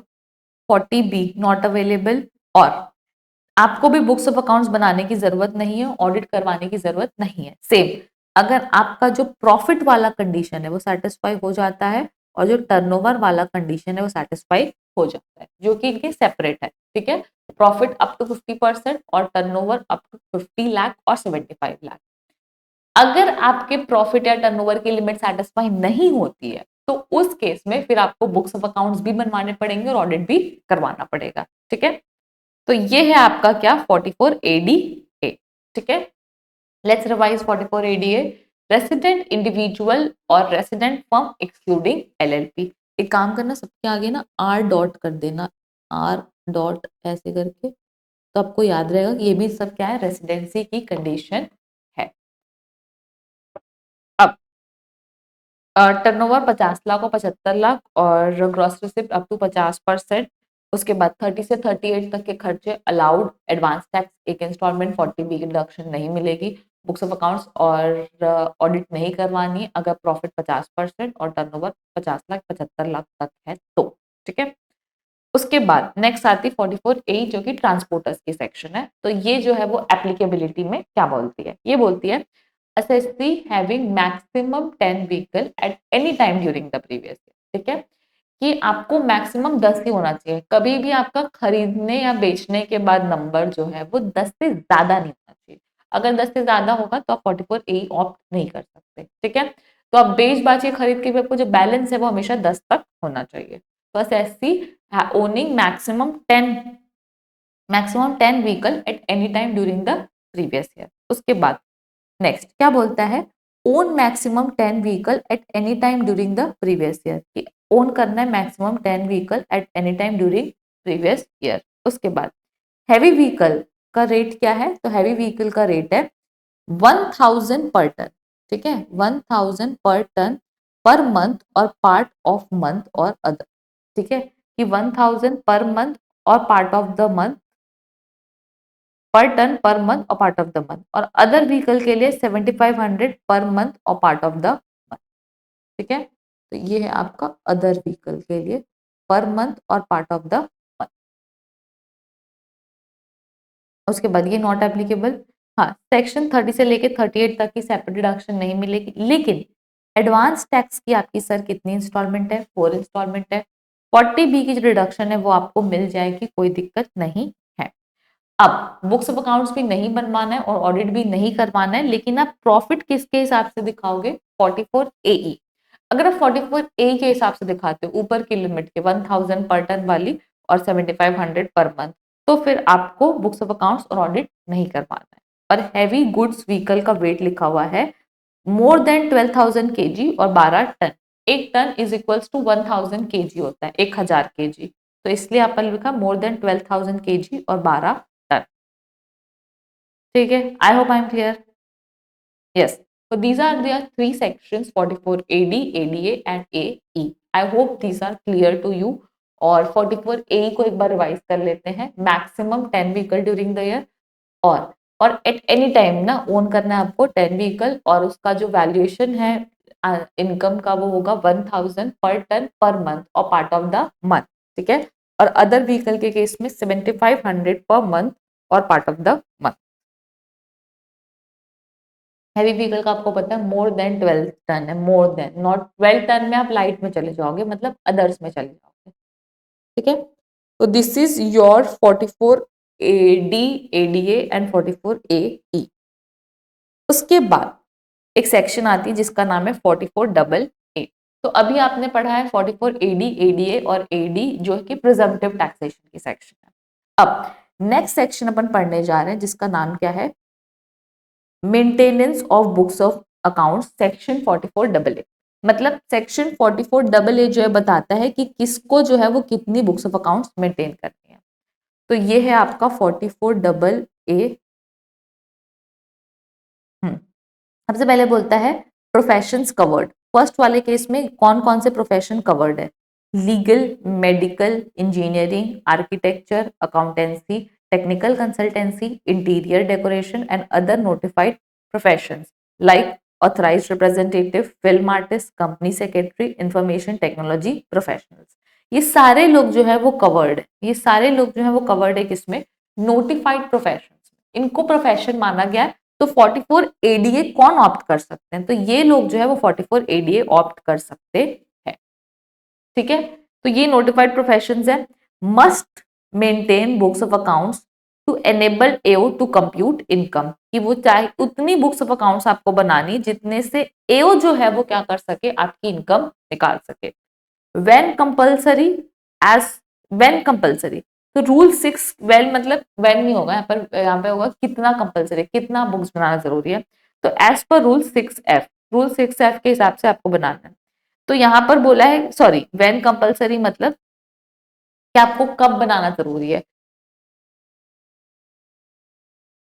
When compulsory कि कब आपको books of accounts banana compulsory है। तो यहाँ पर बोलता है अगर आपकी gross receipt is more then 1,50,000 in all of the 3 preceding years, कि पिछले 3 सालों में अगर आपका 1.5 लाख से ज्यादा है हर 3 साल में, और अगर आपका प्रोफेशन न्यूली सेटअप है, तो gross receipt are likely to exceed 1,50,000, ठीक है।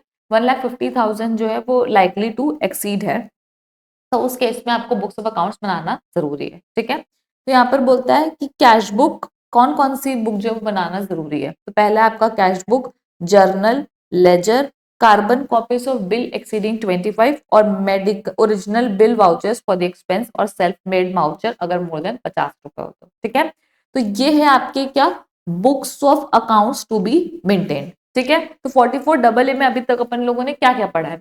सबसे पहला पढ़ा है नोटिफाइड प्रोफेशन किनको बनाना है, दूसरा हम लोगों ने पढ़ा है कब बनाया है। ठीक है, फिर तीसरा हम लोगों ने कि क्या क्या बनाना है। ठीक है, कि क्या बनाना है, कैश बुक, जर्नल वर्नल वो बनाना है। उसके बाद मेडिकल प्रोफेशन हो तो आपको कुछ चीजें एक्स्ट्रा मेंटेन करनी पड़ती है, जैसे कि डेली केस रजिस्टर जो है वो आपको बनाना पड़ेगा। उसके बाद inventory of medicine and consumables, ठीक है, कि आपकी जो मेडिसिन और इन्वेंट्री है उनके जो लेजर्स या अकाउंट्स है वो बनाने पड़ेंगे। कहाँ मेंटेन करके रखना है? Place of maintenance of books of accounts, तो at principal place of business. Retention year कितने साल तक रिटेन करना है? तो 6 साल तक आपको बना के रखना है from the end of the assessment year. Assessment year के बाद 6 साल तक आपको मेंटेन करके रखना है। ठीक है, सबसे पहले आपका क्या है नोटिफाइड प्रोफेशंस, तो नोटिफाइड प्रोफेशंस किसको बनाना है, दूसरा कब बनाना है, तीसरा क्या बनाना है, चौथा कहां पर रखना है, principal place of business. Retention जो है वो कितना है 6 साल तक। कब तक बना के रखे रहना है? तो 6 साल तक रखे रहना है। तो ये किसके लिए है बेटा? प्रोफेशन के लिए है।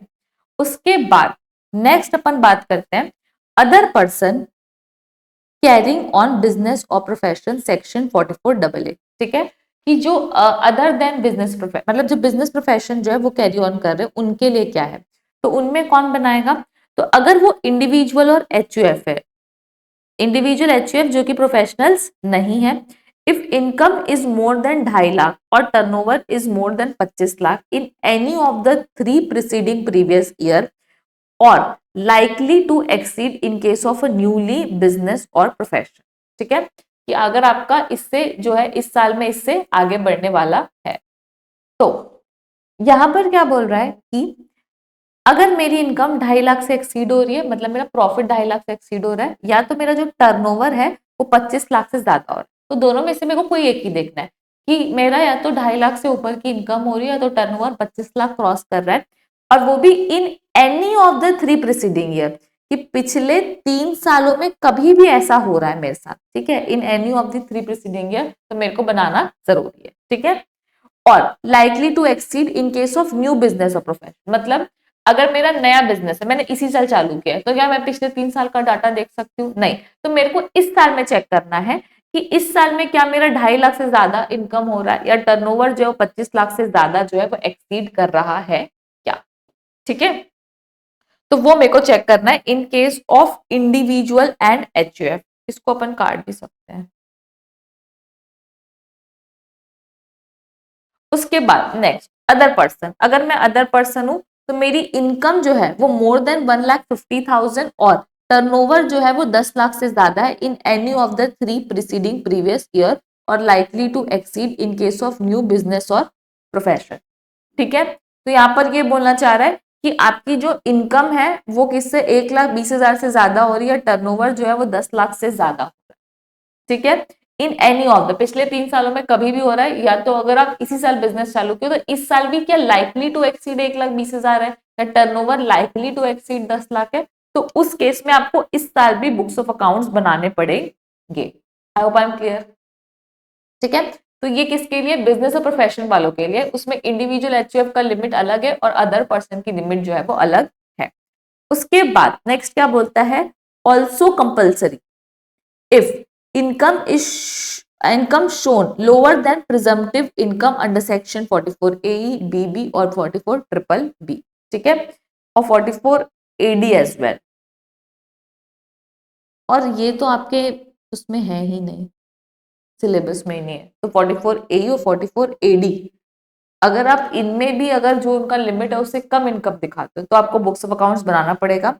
44AD4 applies an income more than basic exemption limit, कि अगर आपकी इनकम जो है वो बेसिक एग्जामिशन लिमिट से ज्यादा है और अगर आप इनसे कम अगर आप शो कर रहे हो प्रॉफिट, तो उस केस में आपको बुक्स ऑफ अकाउंट्स बनाना पड़ेगा। पेनाल्टी सेक्शन 271AA की, फेलियर टू मेंटेन और रिटेन बुक्स ऑफ अकाउंट्स, तो पेनाल्टी कितने की? 25,000 की लग जाएगी। ठीक है, अब तो यहाँ पर ना बुक्स ऑफ अकाउंट्स बनाना और ऑडिट करवाने की दो कंडीशन है। पहला क्या है कि आप जो इनकम है वो लोअर दिखाते हो देन द प्रिजम्पटिव टैक्सेशन, ठीक है।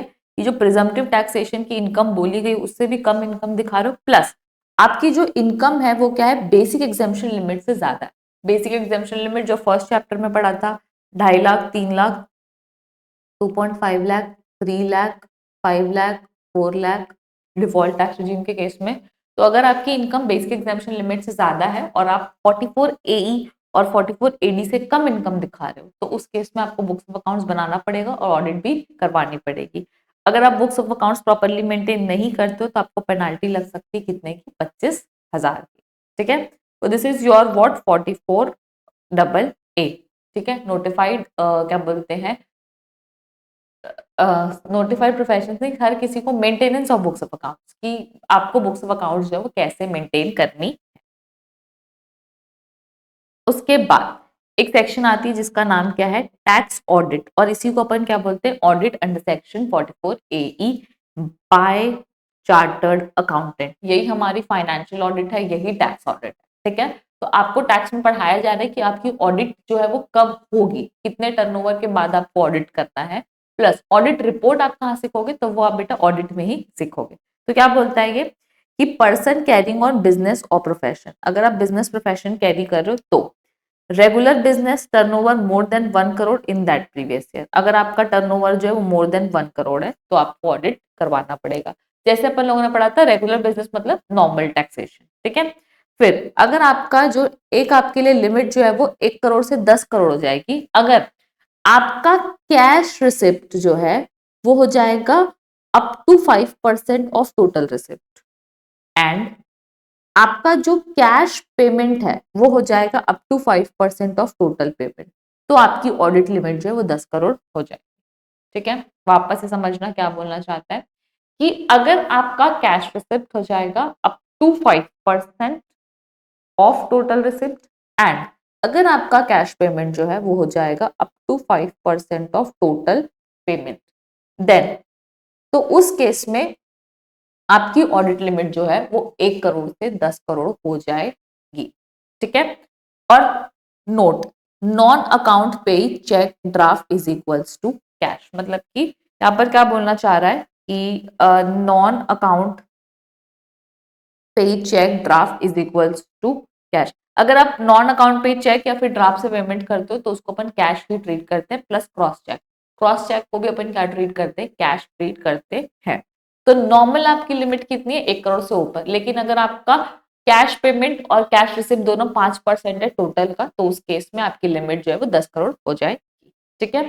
फिर नेक्स्ट आगे क्या बोलता है, आगे बोलता है कि 44 ए बिजनेस उनके लिए क्या है, तो अगर आपकी जो व्हीकल है, तो अगर आपकी 10 व्हीकल है लेकिन आपका जो प्रॉफिट है जो 44 ए में बोला उससे ज्यादा का प्रॉफिट दिखाते तो आपको ऑडिट करवानी पड़ेगी। और अगर आपने 44 एडी अर्लियर ऑप्ट किया है और आपका टर्नओवर अप टू 2 करोड़ है, लेकिन if any of the next 5 year अगर आपने 8% या 6% क्या बोलते हैं प्रॉफिट, 8% या 6% से कम का प्रॉफिट देखा, मतलब 44 एडी ऑप्ट नहीं किया है, then cannot claim 44 AD for next 5 years and books of accounts and audit required under 44 AA and AB if income is more than basic exemption limit। ये ऑलरेडी हम पढ़ चुके हैं इस बात को, एडिशनल नोट में पढ़ा है पहले कि अगर 44 AD आपने ऑप्ट किया है पहले तो आपको अगले 5 साल तक 44 AD ऑप्ट करना है, और अगर किसी भी एक साल में 44 AD ऑप्ट नहीं करते हो तो आप नेक्स्ट 5 ईयर्स तक 44 AD ऑप्ट नहीं कर सकते, ठीक है। उसके बाद नेक्स्ट बोलता है 44 AD with lower cash receipt, अगर आपका जो कैश रिसिप्ट है वो अप टू 5% है तो टर्नओवर आपका क्या हो जाएगा, और टर्नओवर 3 करोड़ तक है तो फिर ऑडिट नहीं है, और उससे ऊपर रहेगा तो आपको ऑडिट करवानी पड़ेगी।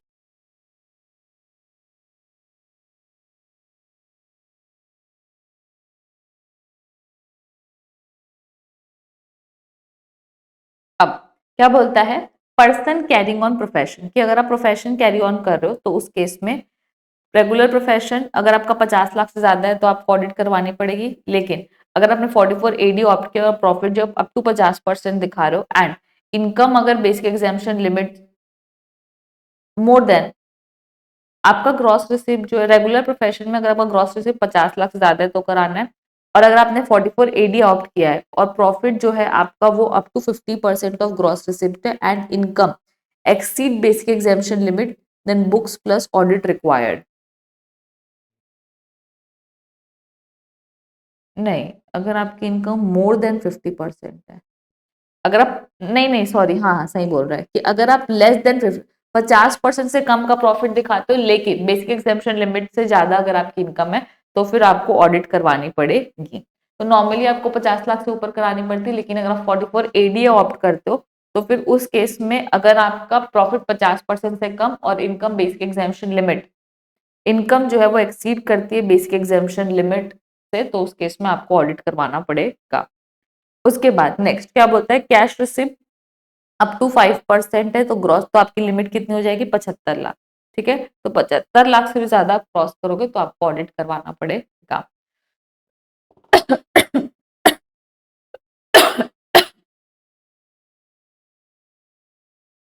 तो फर्स्ट केस में क्या बोलता है कि नॉर्मली टर्नओवर की बात की कि अगर आपका टर्नओवर 1 करोड़ से ज्यादा है तो आपको ऑडिट करानी पड़ेगी। और आपकी जो 1 करोड़ की लिमिट है वो 10 करोड़ हो जाएगी अगर आपका cash payment up to 5% of total payment है और कैश रिसीव 5% है टोटल रिसीव का। ठीक है, ये नॉर्मल लोगों की बात हो गई। अब 44A की अगर अपन बात करें तो अगर आपने 44A बिजनेस ऑप्ट किया और आपकी जो व्हीकल है अप टू 10 व्हीकल है, लेकिन आपने प्रॉफिट जो है वो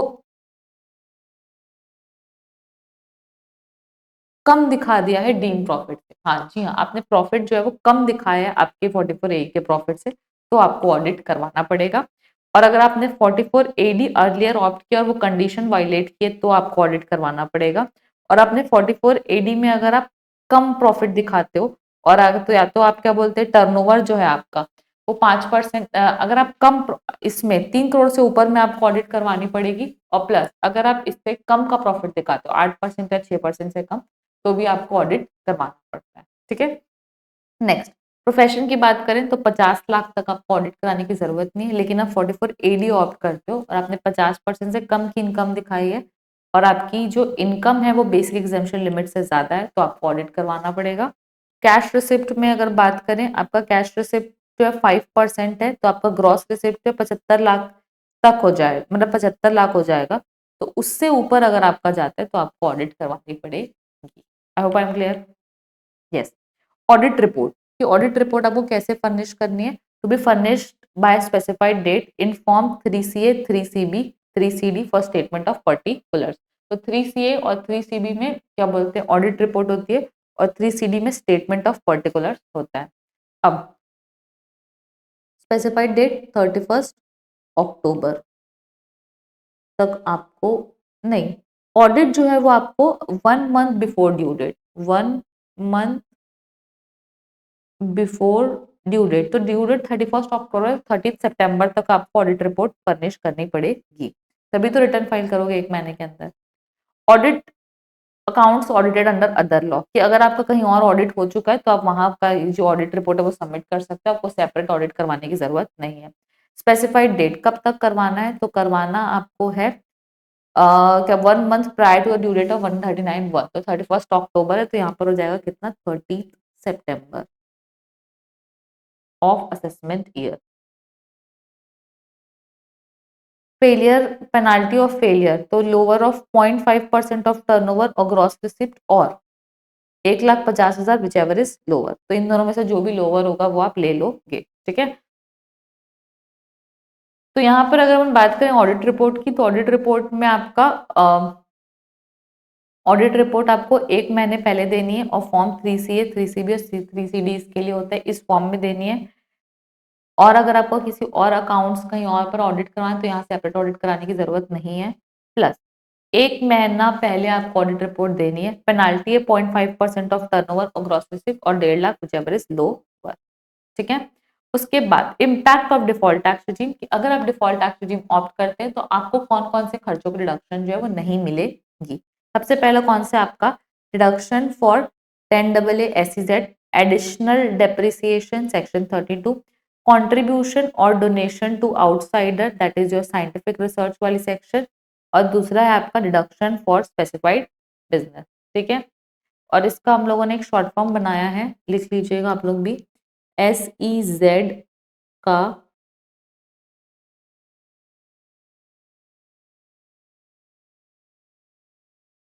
एडिशनल डेप्रिसिएशन, SEZ का एडिशनल डेप्रिसिएशन SCI साइंटिफिक नहीं स्पेसिफाइड है।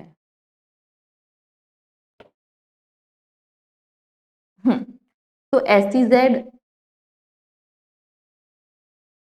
मतलब 10 की reduction, additional depreciation section 32 reduction, scientific मतलब साइंटिफिक रिसर्च तो सेक्शन आपका 35, उसमें भी आपको ये चीज ध्यान रखनी कि कंट्रीब्यूशन टू आउटसाइडर्स बस डिसअलाउ होता है, कंट्रीब्यूशन टू आउटसाइडर्स जो बाहर में अपन कंट्रीब्यूट करते हैं वो वाला डिसअलाउड है।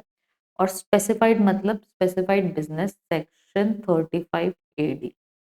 तो यार ये चार चीज का नहीं मिलता है, तो अपन इसको याद कर सकते हैं। SEZ का एडिशनल डेप्रिसिएशन साइंटिफिक नहीं स्पेसिफाइड है, ठीक है। तो SEZ मतलब tenable reduction, additional depreciation section 32 and scientific research section 35, contribution to outsider, specified मतलब specified business. I hope I am clear. Yes. So this is all for this class and now are all the provisions have completed। और अब हम इसके बाद क्या continue करेंगे, तो अब हम इसके बाद जो है वो अपने आंसर्स जो है अपने आंसर्स जो है वो कंटिन्यू करेंगे। मतलब हम लोग अपने आंसर जो है वो मतलब सॉल्व करना चालू करेंगे और हमारे सारे प्रोविजंस जो है वो कंप्लीट हो चुके हैं। अगर आप लोगों को कोई भी फीडबैक है विद रिस्पेक्ट टू एनीथिंग तो बिल्कुल आप वीडियो के नीचे कमेंट डाउन कर सकते हैं। Thank you. अब यहाँ पर हमने पीजीपीपी के सारे जो प्रोविजंस है वो खत्म कर लिए and now will be heading to the question, ठीक है। तो क्वेश्चन में सबसे पहले यहाँ पर लिखा हुआ है 43 CA SPV to be taken as sale value for stock in trade. तो ये ना आपका कैपिटल गेन के साथ कवर होगा, किसके साथ, कैपिटल गेन। वहां पर आपको ज्यादा अच्छे से समझ आएगा ये। तो ये भी और ये भी कैपिटल गेन का टॉपिक है। तो अब नेक्स्ट जो हमारा टॉपिक है वो क्या है, 44AA that is compulsory maintenance of books of account, ठीक है। Compulsory maintenance of books of account क्या बोलता है सबसे पहले, Vinod is a film artist with the following gross receive from the profession. Financial year 23-24 में 1,15,000 है, 24-25 में 1,80,000 है और 25-26 में 2,10,000, ठीक है। अब 44AA प्रोफेशन के लिए क्या बोलता है, क्योंकि फिल्म आर्टिस्ट क्या है, प्रोफेशन। तो प्रोफेशन के लिए क्या बोलता है, प्रोफेशन के लिए ये बोलता है कि अगर आपके पिछले 3 साल की ऑल ईयर्स का जो है वो क्या होना चाहिए, मोर देन 1,50,000 होना चाहिए, ठीक है। तो फिर आपको मैंडेटरी है बुक्स अकाउंट्स मेंटेन करना। तो what is the obligation regarding maintenance of books of accounts for each assessment year under section 44AA। अच्छा ये पूछ रहा है कि हर असेसमेंट ईयर के लिए आप बताओ कि आपको बुक्स ऑफ अकाउंट्स बनाना है कि नहीं बनाना है। तो अगर मैं 23-24 की बात करूं तो यहाँ तो 1,15,000 है और इसके पहले का कोई डाटा नहीं, ठीक है।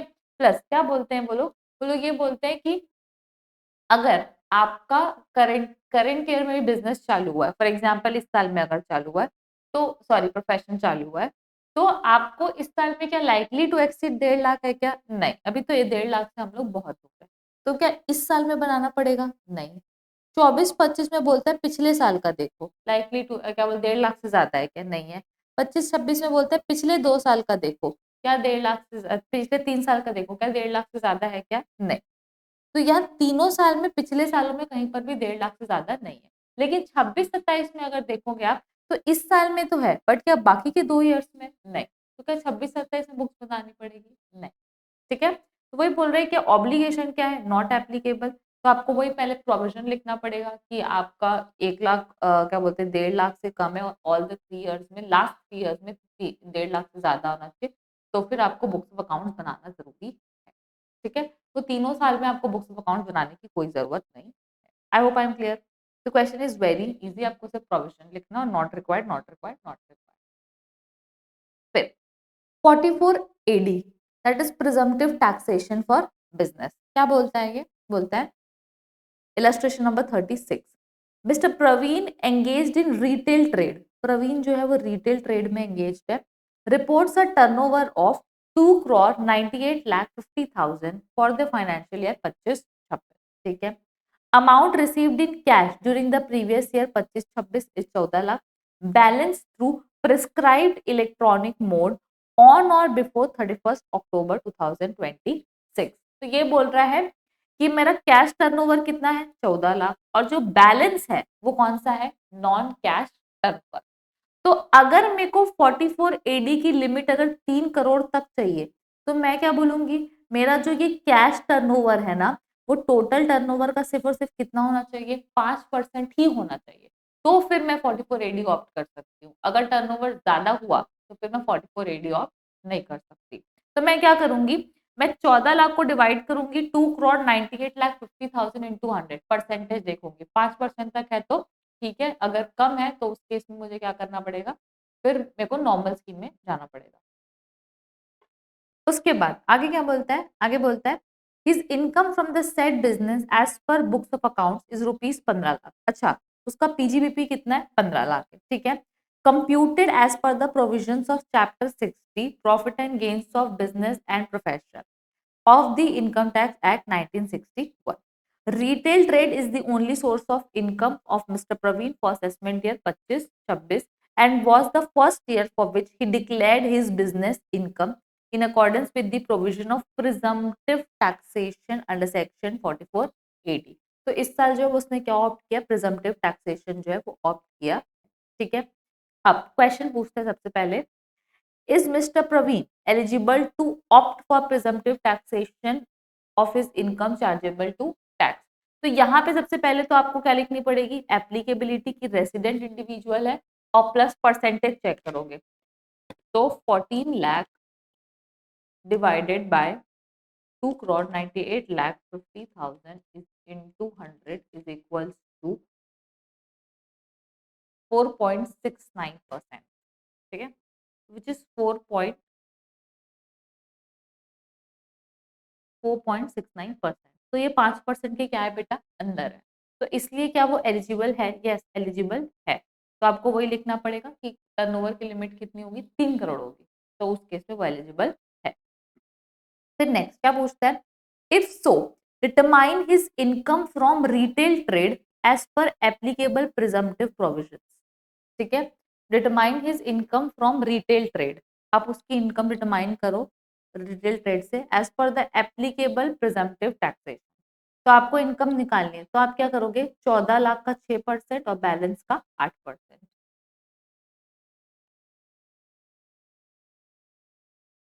8,40,000 um plus plus 2,98,50,000 minus 14 lakh into 0.8 is equal to 22,76,000 um plus एमआरसी 23 लाख 2 करोड़। एक minute,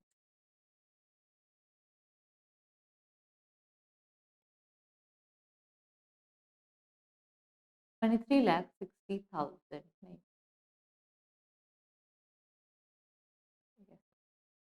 2,98,50,000, 2,98,50,000 minus 14 lakh into 8%, 14 lakh into 6%, 23,60,000। तो हमारा आंसर आ जाएगा 23,60,000। ठीक है। उसके बाद next, in case mister Praveen does not opt for presumptive taxation, अगर वो प्रिजम्पटिव टैक्सेशन ऑप्ट नहीं करता है of income from retail trade, what are his obligation under income tax act? उसकी इनकम टैक्स एक्ट में क्या ऑब्लिगेशन होगी? तो उसकी ऑब्लिगेशन होगी बुक्स ऑफ अकाउंट्स मेंटेन करना और उसकी ऑडिट करवाना प्लस एडवांस टैक्स जो है वो पे करना। बाकी खर्चे वर्चे तो उसको मिल जाएंगे, ये तो ठीक है। उसके बाद next, what are the due date of filing of return of income under both the option? ठीक है, बोथ द ऑप्शंस में क्या ड्यू डेट है फाइल करने की? तो फर्स्ट वाले ऑप्शन में है 31 जुलाई और सेकंड वाले ऑप्शन में है 31 अक्टूबर।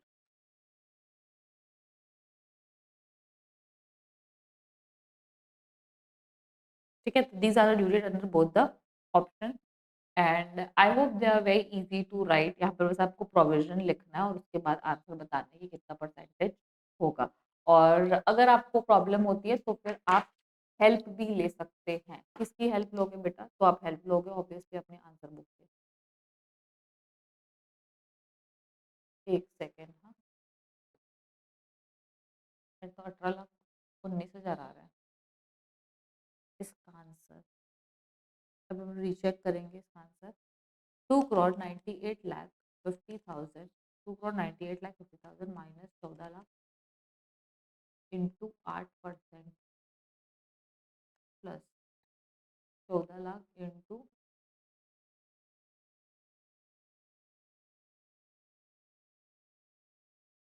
नहीं उल्टा कर रही हूँ मैं, हाँ, 14 लाख इंटू 8% एम प्लस और 2,98,50,000 माइनस 14 लाख इंटू 6%,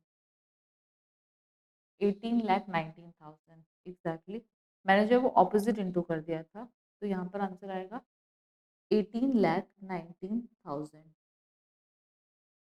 और ये आपको कैसे लेना है? तो यहाँ पर लोगे 14 लाख का 8% और 14 लाख माइनस दिस जो बैलेंस बचेगा उसका 6%, तो फिर आपका प्रॉफिट जो है वो आ जाएगा।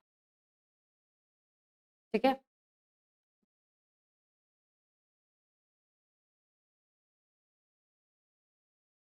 उसके बाद ना नेक्स्ट क्वेश्चन, इलस्ट्रेशन नंबर 37। क्या बोलता है ये? Presumptive basis taxation under section 44A(d). Mister Qureshi is a businessman. ठीक है, कोई दिक्कत नहीं है। During the year ended 31 March 2026 he was engaged in the business of hypermarket and supermarket। ठीक है, he maintains proper books of accounts for both business in mercantile system for both businesses. ठीक है, तो दोनों बिजनेस के लिए proper books of accounts maintain करते हैं मर्केंटाइल बेसिस में। Sales from hypermarket achieve to be 75 lakh, all receipts were in cash, however supermarket business is through online and entire receipts of 50 lakh during the year were received through online in his bank account। तो एक business की जो cell है वो कितनी है? 75 लाख और दूसरे बिजनेस की सेल है वो कितनी है? 50 लाख। 75 लाख वाली कैश में है और जो 50 लाख वाली है वो बैंक में। ठीक है, the expense were incurred in the ratio 65:35। ये जितने भी रेशियोज दिए गए 65:35 के उसमें इनकर किए गए। अब क्या बोला है? Salary 10 lakh, repair on building, interest, travelling, depreciation and net profit. तो ये जो है वो हमारा क्या है? नेट प्रॉफिट है। अब क्या बोलता है ये?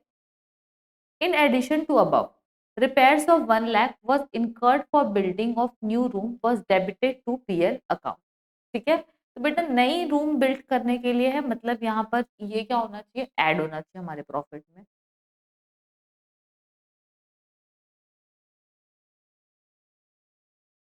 Compute the income to PGBP under presumptive taxation under and is total income for the year. हम लोग को नॉर्मल नहीं निकालना है, सिर्फ और सिर्फ प्रिजम्पटिव टैक्सेशन ही निकालना है।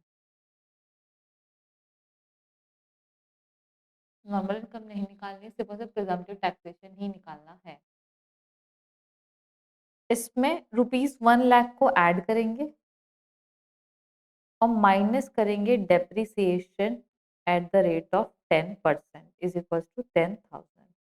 तो 10,000 का जो डेप्रिसिएशन है वो क्या होगा? माइनस हो जाएगा। ठीक है, और ये ठीक है, salary, interest, travelling, depreciation. Okay, depreciation as per income tax act is इतना, तो ये अगर माइनस होगा 7,17,000 तो माइनस 7,17,000, तो ये वाला डेप्रिसिएशन जो है वो ऐड हो जाएगा 8,12,000 का। ठीक है, उसके बाद next 75,000 was paid in cash on 30 सितंबर 2025। कि 75,000 रुपए किस में पे हुआ है? कैश में पे हुआ है on 30 September 2025 to Mrs. Ann, an accountant, for preparation of accounts for the year ended 31 March 2025 and adjusted under the head expense payable account. तो कैश में 75,000 पे किया तो क्या हो जाएगा, एड बैक हो जाएगा। तो यहाँ पर अपन लिखेंगे एड 75,000 क्योंकि कैश में पे हुआ है। ठीक है। He was forced to shut down his furniture business in the year 2021 as his accountant absconded with cash of 5 lakh fully allowed in that year. Unabsorbed business loss for the furniture is 3 lakh. So unabsorbed business loss is equals to how much? 3 lakh रुपए। ये मेरी income है। And 4 lakh was received as insurance compensation on 31 March 26 for the cash tag. जो 5 लाख रुपए उस साल allow हुआ था उसमें से 4 लाख रुपए रिसीव हुआ है, तो ये जो है वो माइनस में दिखेगा और जो क्लेम मिला इंश्योरेंस का वो 4 लाख रुपए जो वो क्या हो जाएगा, ऐड हो जाएगा। ठीक है। Qureshi wants to declare his income under presumptive basis. Compute income chargeable under the head PGBP of Qureshi under presumptive taxation scheme under section 44AD and total income for the year ended 31 मार्च 2026। ठीक है। Total income for the year ended 31 मार्च 2026।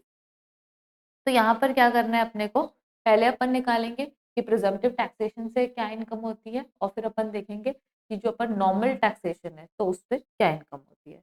तो आ जाते हैं अपन अपनी answer book के ऊपर और यहाँ पर अपन लेंगे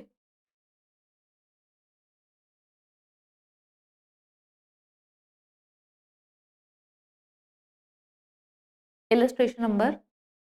क्या है आपका इलस्ट्रेशन नंबर? क्या है आपका इलस्ट्रेशन नंबर? है आपका 37 और पेज नंबर क्या है आपका 45।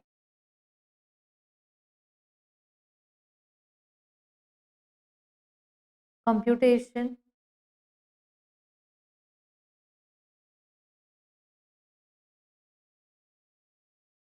Computation of total income as per normal provisions of the act. Particulars, note और amount। ठीक है। अब सबसे पहले अपन लेंगे इसमें, अगर हम लोग को निकालना है एज पर नॉर्मल प्रोविजन लिख दिया है क्या मैंने, तो ठीक है। तो पहले नॉर्मल प्रोविजन के हिसाब से निकाल लेते हैं। तो यहाँ पर लिखा हुआ है क्या, net profit as per PL account. तो नेट प्रॉफिट है 3,93,950, 3,93,950। उसके बाद क्वेश्चन में हमने इसको सबसे पहले हम ऐड करेंगे क्या, डेप्रिसिएशन। तो कुछ चीजें जो है वो ऐड होंगी और कुछ ट्रांजैक्शंस जो है वो लेस होंगे। अब सबसे पहले क्या बोलता है ऐड में, depreciation as per companies act जो पीएल में दिया हुआ है कितना है, 8,12,000। 8,12,000 रुपये ऐड हो जाएगा minus income tax depreciation. Income tax का डेप्रिसिएशन कितना दिया हुआ क्वेश्चन में, 7,17,000। तो 7,17,000 जो है वो माइनस हो जाएगा। फिर माइनस एक और चीज, डेप्रिसिएशन ऑन बिल्डिंग की जो कैपिटल रिपेयर हुआ है, तो 1,00,000 इंटू 10% इज इक्वल्स टू कितना हो गया बेटा, 10,000। तो 10,000 रुपये वो डेप्रिसिएशन माइनस हो जाएगा और यहाँ पर ये ऐड हो गया। तो ये आपका डेप्रिसिएशन हो गया। And above 1,00,000 repair of building, repair of building जो कि हम लोग पीएल में पहले चार्ज कर चुके थे 1,00,000 रुपीज, वो ऐड हो जाएगा। पहला ट्रांजैक्शन हो गया। दूसरा हो गया cash, cash payment above 75,000 rupees. ठीक, अबव 10,000 रुपीज मतलब अबव 10,000। तो अगर कैश पेमेंट करते हो आप 10,000 से ऊपर तो वो डिसअलाउ हो जाता है, तो वो ऐड बैक हो जाएगा। और अनएब्सॉर्ब बिजनेस लॉस माइनस करेंगे एब्जॉर्ब्ड बिजनेस लॉस कितना है आपका? 3 लाख रुपए। और इंश्योरेंस रिसीव्ड है आपका 4 लाख रुपए।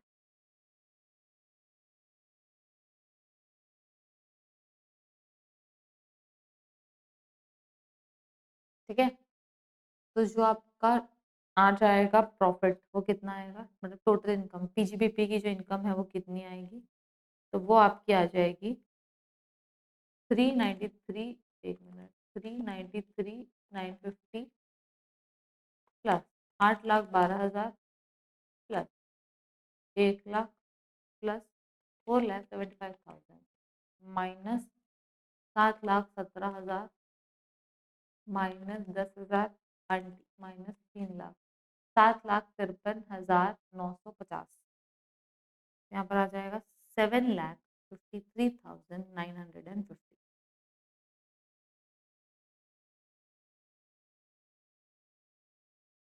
ठीक है, तो आपकी जो पीजीबीपी की इनकम आएगी वो आएगी 7,53,950।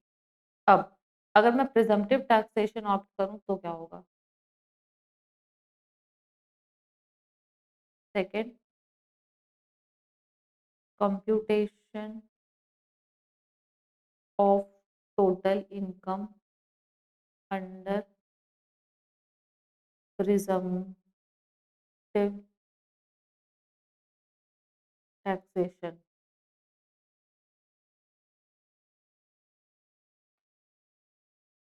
तो यहाँ पर सबसे पहले आपका अंडर प्रिजम्पटिव टैक्सेशन, तो यहाँ पर आएगा आपका presumptive income, presumptive income under 44 ADA, नहीं 44 ADA की AD 75 lakhs, हाँ 75 lakh into 8% plus 50 lakh into 6% is equals to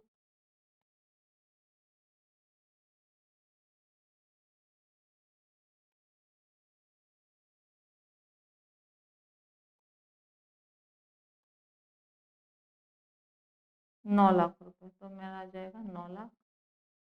अब इसमें क्या होता है, सेक्शन 30 से लेके 38 तक के खर्चे जो मान लिए जाते हैं कि आपको अलाउड है, बट उसके बाद और उसके पहले का खर्चा तो नहीं माना जाता। तो अनएब्जॉर्ब्ड बिजनेस लॉस ये सेक्शन 72 या उसमें कुछ आता है, तो वो 30 से 38 के बीच में नहीं आता है। Unabsorbed business loss, unabsorbed depreciation मतलब है ना कि वो सेक्शन 32 में आता है। तो वो ये कितना है, 3 लाख। और इंश्योरेंस क्लेम मिला है ना, क्या मिला है? Insurance claim. तो अगर आपको पहले किसी चीज की डिडक्शन मिल गई थी, बाद में क्लेम मिला है या बैड डेट रही तो 41(2) में आता है। तो 41(2) जो है वो यहाँ पे टैक्सेबल हो जाएगा 4 लाख रुपए इनकम। तो आपकी जो टोटल इनकम है वो यहाँ पर आ जाएगी कितनी, 10 लाख। तो टोटल इनकम वर्सेस पीजीबीपी यहाँ पर कितनी है, 10 लाख, वहां पर कितनी आ रही है, 7,53,950 है। I hope it is better, it is better to go with normal provisions of act. It is normal to go with normal provisions of the act, that is 753,950, 753,950।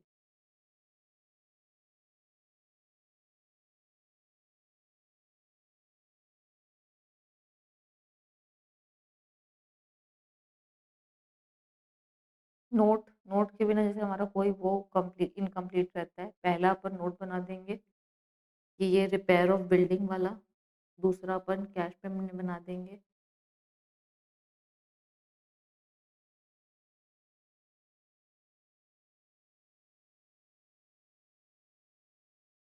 ठीक है, सबसे पहले अपन बनाएंगे नोट क्या ये कि repair of building, repair of building is a capital repair. Repair of building is what? Repair of building is a capital repair. तो ये कैपिटल रिपेयर है, so it will be added back to profit. So it will be added back to profit. And second is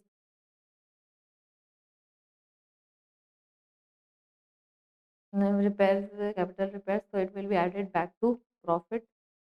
और second आपका आएगा कि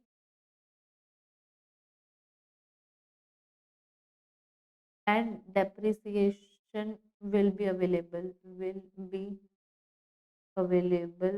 on that।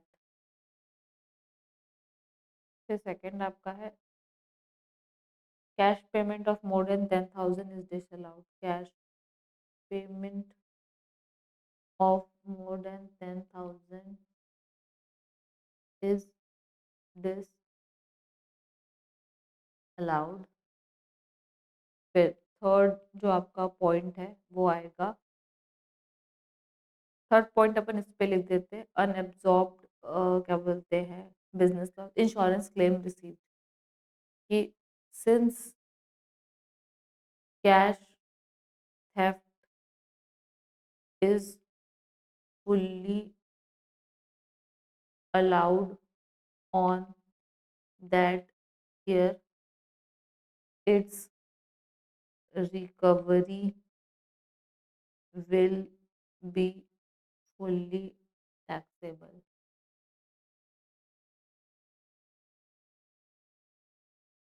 ठीक है, तो ये अपने नोट भी हो गए और ये अपन लोगों ने दोनों तरीके से क्वेश्चन जो है वो कंप्लीट कर लिया। उसके बाद अब अपन आते हैं हमारे नेक्स्ट सवाल के ऊपर, which is our question number 38 and very easy 44 ADA का ही क्वेश्चन है। ठीक है, तो कम टू क्वेश्चन नंबर क्या बोलते हैं 38 ना। Next question is illustration number 38। क्या बोलता है? A partnership firm consisting of three partners, तीन पार्टनर है एक्स वाई और Z, is engaged in accountancy provision with the following details for financial year 25-26। तो एक्स वाई जेड जो है वो तीन पार्टनर है, अकाउंटेंसी प्रोफेशन में एंगेज है और उसका फॉलोइंग डिटेल्स यही है। ग्रॉस रिसिप्ट कितना है 48 lakh, bad debt return of 75,000, interest to partner Z 12% turn capital of 6 lakh as per deed, कितना हो गया 6 लाख का 12%।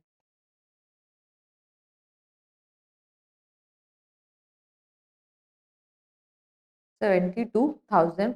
Broad forward business loss is how much 50,000 और brought forward unabsorbed depreciation is 1,50,000। ठीक है, तो बिजनेस लॉस जो है वो अलाउ हो जाएगा बट ये तो अलाउ नहीं होगा। Compute total income of the firm for assessment is 26-27 assuming of for presumptive taxation under section 44 ADA. आपको टोटल इनकम निकालनी है अज्यूमिंग कि फर्म क्या ऑप्ट कर रहा है, प्रिजम्पटिव टैक्सेशन ऑप्ट कर रहा है। ठीक है, तो अपने बहुत सिंपल है 48 लाख ग्रॉस रिसिप्ट है इंटू 50% अपना आंसर आ गया, माइनस बैड डेट अलाउ होगा क्या? तो बैड डेट तो खर्चा है, 30 से 38 तक अज्यूमिंग अलाउ हो चुका होगा तो ये अलाउ नहीं होगा, लेकिन इंटरेस्ट अलाउ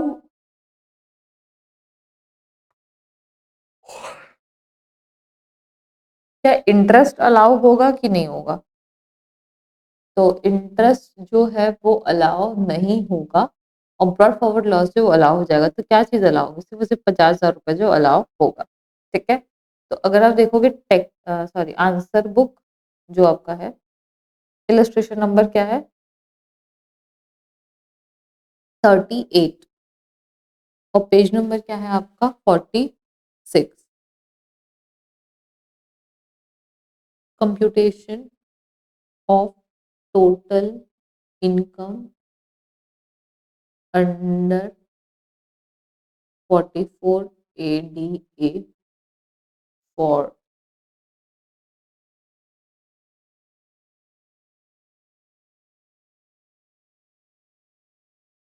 पार्टनरशिप फॉर्म।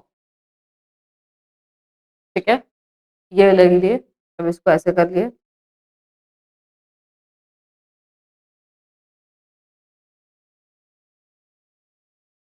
ये हो गया। और अब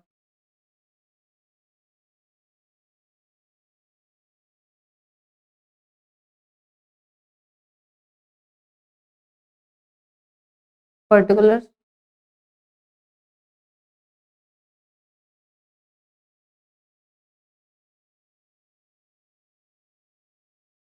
particulars note amount.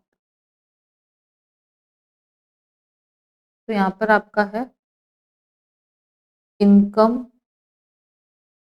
As per 44 ADA 48 lakh into 50% 24 lakh minus. क्या इंटरेस्ट टू जेड अलाउ होगा? नहीं, हमने ऑलरेडी पढ़ा है कि 40B के खर्चे अलाउ नहीं होते। Interest to Z not allowed minus business loss brought forward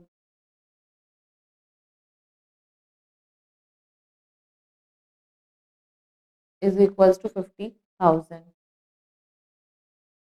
minus कर दिए तो आपका आंसर आ जाएगा पीजीबीपी का 23,50,000। ठीक है, नोट नोट आपको हर जगह लिखना जरूरी है। नोट से ज्यादा इम्पोर्टेंट है आपका करेक्ट आंसर, बट नोट भी उतना ही इम्पोर्टेंट है। ठीक है, तो यहाँ पर क्या बोलता है कि हाँ, expense under 40B are not allowed in presumptive taxation. ठीक है, brought forward losses are allowed. Brought forward losses are allowed, इसलिए अपन उसको माइनस कर चुके हैं। ठीक है, now come to our next question and last question of the series, that is illustration number 39.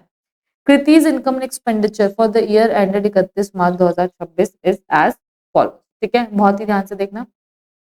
Fees earned audit जो है कितना है, इतना। टैक्सेशन सर्विस से इतना है, कंसल्टेंसी से इतना है। Dividend on shares of Indian company, तो बेटा जो dividend on shares of Indian company कहाँ टैक्सेबल होना चाहिए? अदर सोर्सेज में, और लिखा हुआ है ग्रॉस। वेरी गुड, तो यहाँ से अपन माइनस करेंगे और अदर सोर्सेज में टैक्सेबल करेंगे।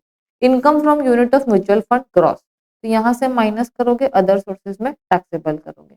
ऑनोरियम रिसीव फॉर पेपर इवैल्यूएशन, यहाँ से माइनस करोगे, अदर सोर्सेज में टैक्सेबल करोगे। Rent receive from residential flat, यहाँ माइनस करोगे, हाउस प्रॉपर्टी में टैक्सेबल करोगे। ठीक है, उसके बाद salary to staff 5,50,000, stipend to article clerk 37,000, incentive चलेगा, ऑफिस रेंट चलेगा, प्रिंटिंग स्टेशनरी चलेगा, मीटिंग सेमिनार कॉन्फ्रेंस चलेगा। परचेज ऑफ कार नहीं, एड बैक करना है और माइनस करोगे डेप्रिसिएशन 15% की रेट से। Repair maintenance in petrol of car चलेगा, ट्रैवलिंग एक्सपेंस चलेगा, municipal taxes of house property नहीं चलेगा, इसको एड बैक करना पड़ेगा।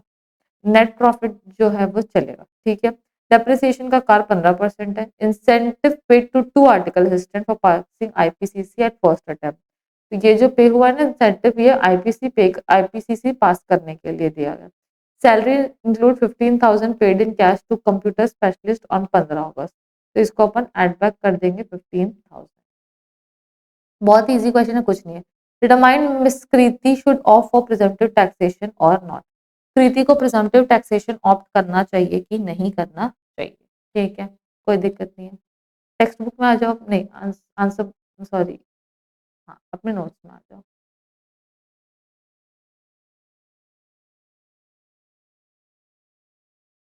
Total income under normal provision. ठीक है, पहले अपन चेक करें कि total income under normal provision जो है वो क्या है। यहाँ पे लिख लेना इलस्ट्रेशन नंबर 39, पेज नंबर क्या है आपका 46। ठीक है, पर्टिकुलर्स, नोट और अमाउंट। अब सबसे पहले बात करेंगे net profit as per PL account. PL account के हिसाब से नेट प्रॉफिट कितना है आपका, तो आपका है 19,28,224। तो 19,28,224। अब कुछ ट्रांजैक्शंस जो है वो ऐड होंगे, कुछ ट्रांजैक्शंस जो है वो क्या होंगे, लेस होंगे। तो कुछ ट्रांजैक्शंस ऐड हो रहे हैं, कुछ ट्रांजैक्शन लेस हो रहे हैं। तो यहाँ पर आपका आएगा, ठीक है, कुछ ट्रांजैक्शंस ऐड हो रहे हैं, कुछ ट्रांजैक्शंस लेस हो रहे हैं। अब कुछ ट्रांजैक्शन ऐड हो रहे हैं, कुछ ट्रांजैक्शन लेस हो रहे हैं, तो कौन से ऐड होंगे, तो क्वेश्चन में जो आपने लिखा है वो ऐड करेंगे। तो अगर मैं सबसे पहले स्टार्ट करूंगी किस साइड से, क्वेश्चन बैंक से, और इधर स्टार्ट करूंगी इस साइड से। सबसे पहला कौन सा है, डिविडेंड। तो डिविडेंड को क्या करना है, माइनस करना है और अदर सोर्सेज में टैक्सेबल करना है। तो अपन आ जाते हैं अपने आंसर में। तो यहाँ पर अपन लिखेंगे क्या, नीचे income from other sources.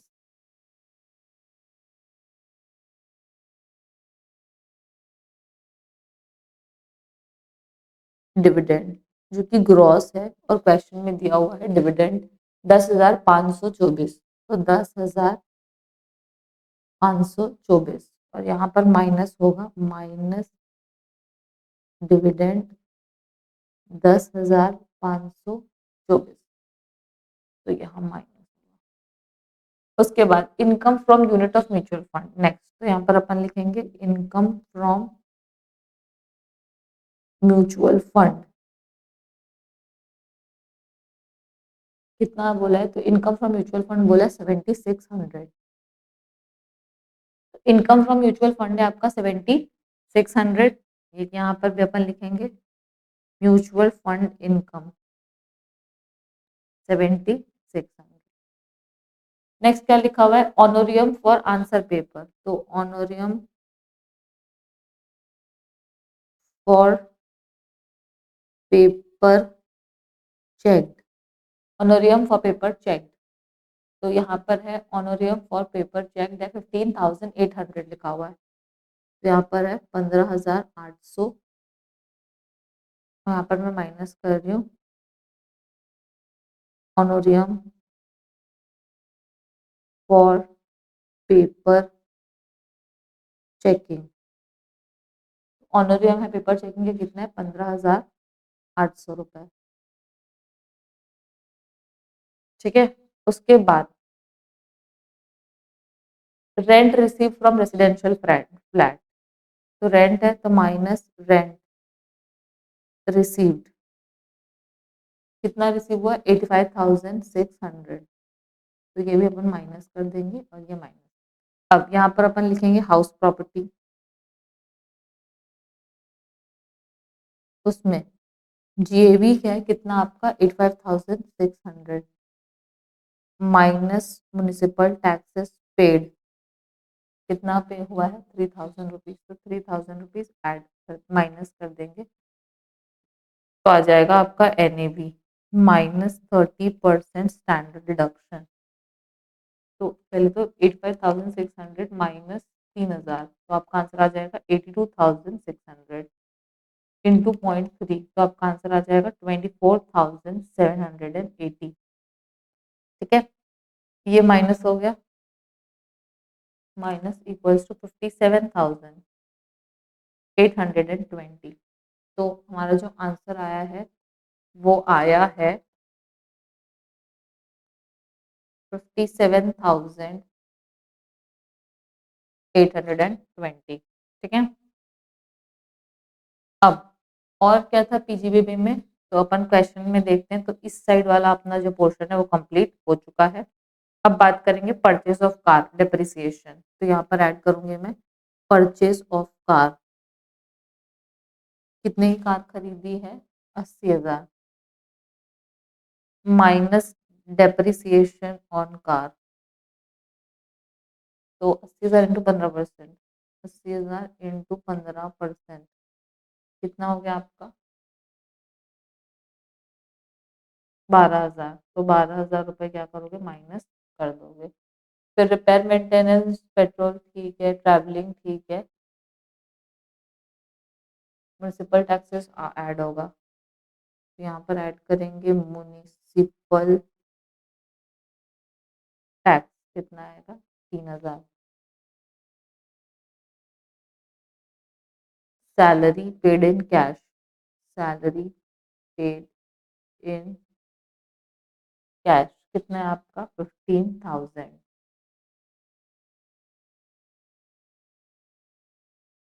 Salary paid in cash कितना है? 15,000। उसको भी क्या कर देंगे अपन? ऐड कर देंगे। तो ऐड कर देंगे अपन, तो आपका आंसर आ जाएगा ये दोनों इधर से और ये इधर से, ये माइनस करके। तो ये पीजीवीपी इधर और अदर सोर्सेस। तो यहाँ पर आपका आंसर आ जाएगा 19,28,224 प्लस 80,000 प्लस 3,000 प्लस 15,000 प्लस 10,524, नहीं sorry, minus minus 10,524 minus 10,524 minus 7,600 minus 15,800 minus 85,600 minus 12,000 is equal to 18,94,700। तो आंसर आया है 18,94,700। इसका आंसर आएगा 33,924। इसका आंसर आ जाएगा 57,000 दिस। तो टोटल कर देंगे तो सबका आंसर आ जाएगा, टोटल इनकम आ जाएगी मेरी 19,86,400। ठीक है। अब नेक्स्ट सेकेंड अपन देखेंगे total income. Total income as per presumptive taxation, presumptive taxation. तो यहाँ पर है पर्टिकुलर, नोट और अमाउंट। तो पहले अपन लिखेंगे इनकम एज पर 44 ADA, इनकम एज पर 44 ADA। तो यहाँ पे अपनी जो वो थी इनकम, वो कैसे आएगी? तो यहाँ पे आएगा 50% ऑफ। आपको सबको क्या करना है? आपको सबको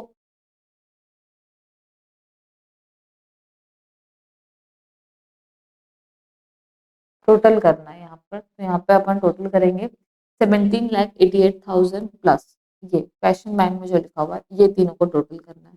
17,88,000 प्लस 540 प्लस 270। तो मेरा आंसर आ जाएगा 17,88,000 plus 540 300 plus 270 is equal to 25,98,300।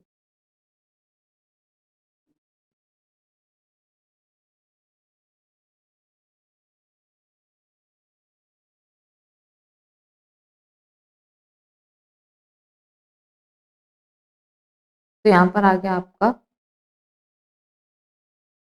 25,98,300 into 50%। तो मेरा आंसर आ जाएगा इंटू 0.5 इज इक्वल टू 12,99,150। हाँ, 12,99,150। बाकी पीजीबीपी का आंसर आ गया।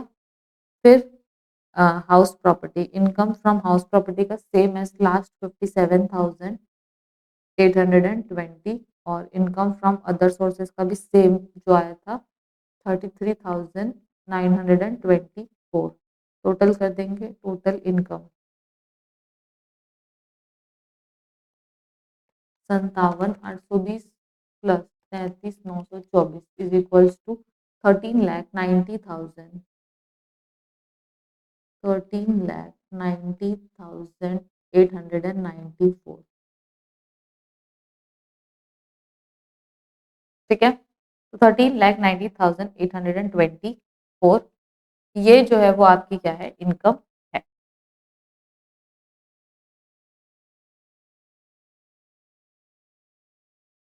आई hope this is clear to you.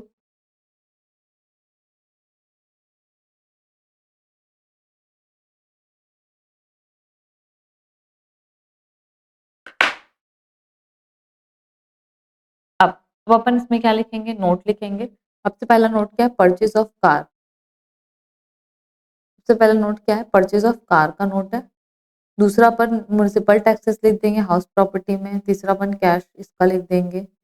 चौथा अपन ये सबके लिए लिख देंगे, चौथा चौथा चौथा। I hope that is enough. हाँ, और टोटल इनकम कौन सी बेटर है, मतलब कौन सा स्कीम बेटर है, ये या फिर presumptive taxation. I think Kriti should opt for presumptive taxation. Kriti should opt for presumptive taxation as his income is lower in that. That is 13,90,894 note. पहला नोट अपन किसके बारे में लिखने वाले हैं, purchase of car. Purchase of car is a capital expense, so it should be added. Purchase of car is a capital expense, so it should be added to PGBP. फिर next बात करेंगे mutual, नहीं, municipal taxes. Municipal taxes relate to house property. Municipal taxes relates to house property income, so it should be added back. Third, salary paid in cash. Cash payment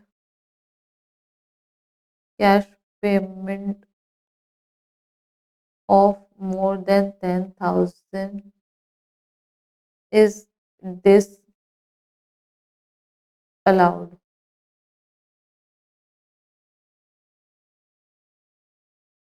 Dividend, mutual fund income, and honorarium. Dividend, mutual fund income, and honorarium should are are taxable in IFRS, so it should be added back. ठीक है, I hope it is clear. And आपको जो भी question है बेटा, उसमें आपको average 4-5 note जो है वो लिखने ही लिखने along with solving question, so that make sense. ठीक है, and that gives you marks as well. तो ये जो है आपका प्रिजम्पटिव टैक्सेशन का आंसर है, और ये जो है वो नॉर्मल प्रोविजन के आंसर है। I hope you guys are liking the series, और if you have any suggestions, then you can comment down below us. Okay, thank you, bye bye.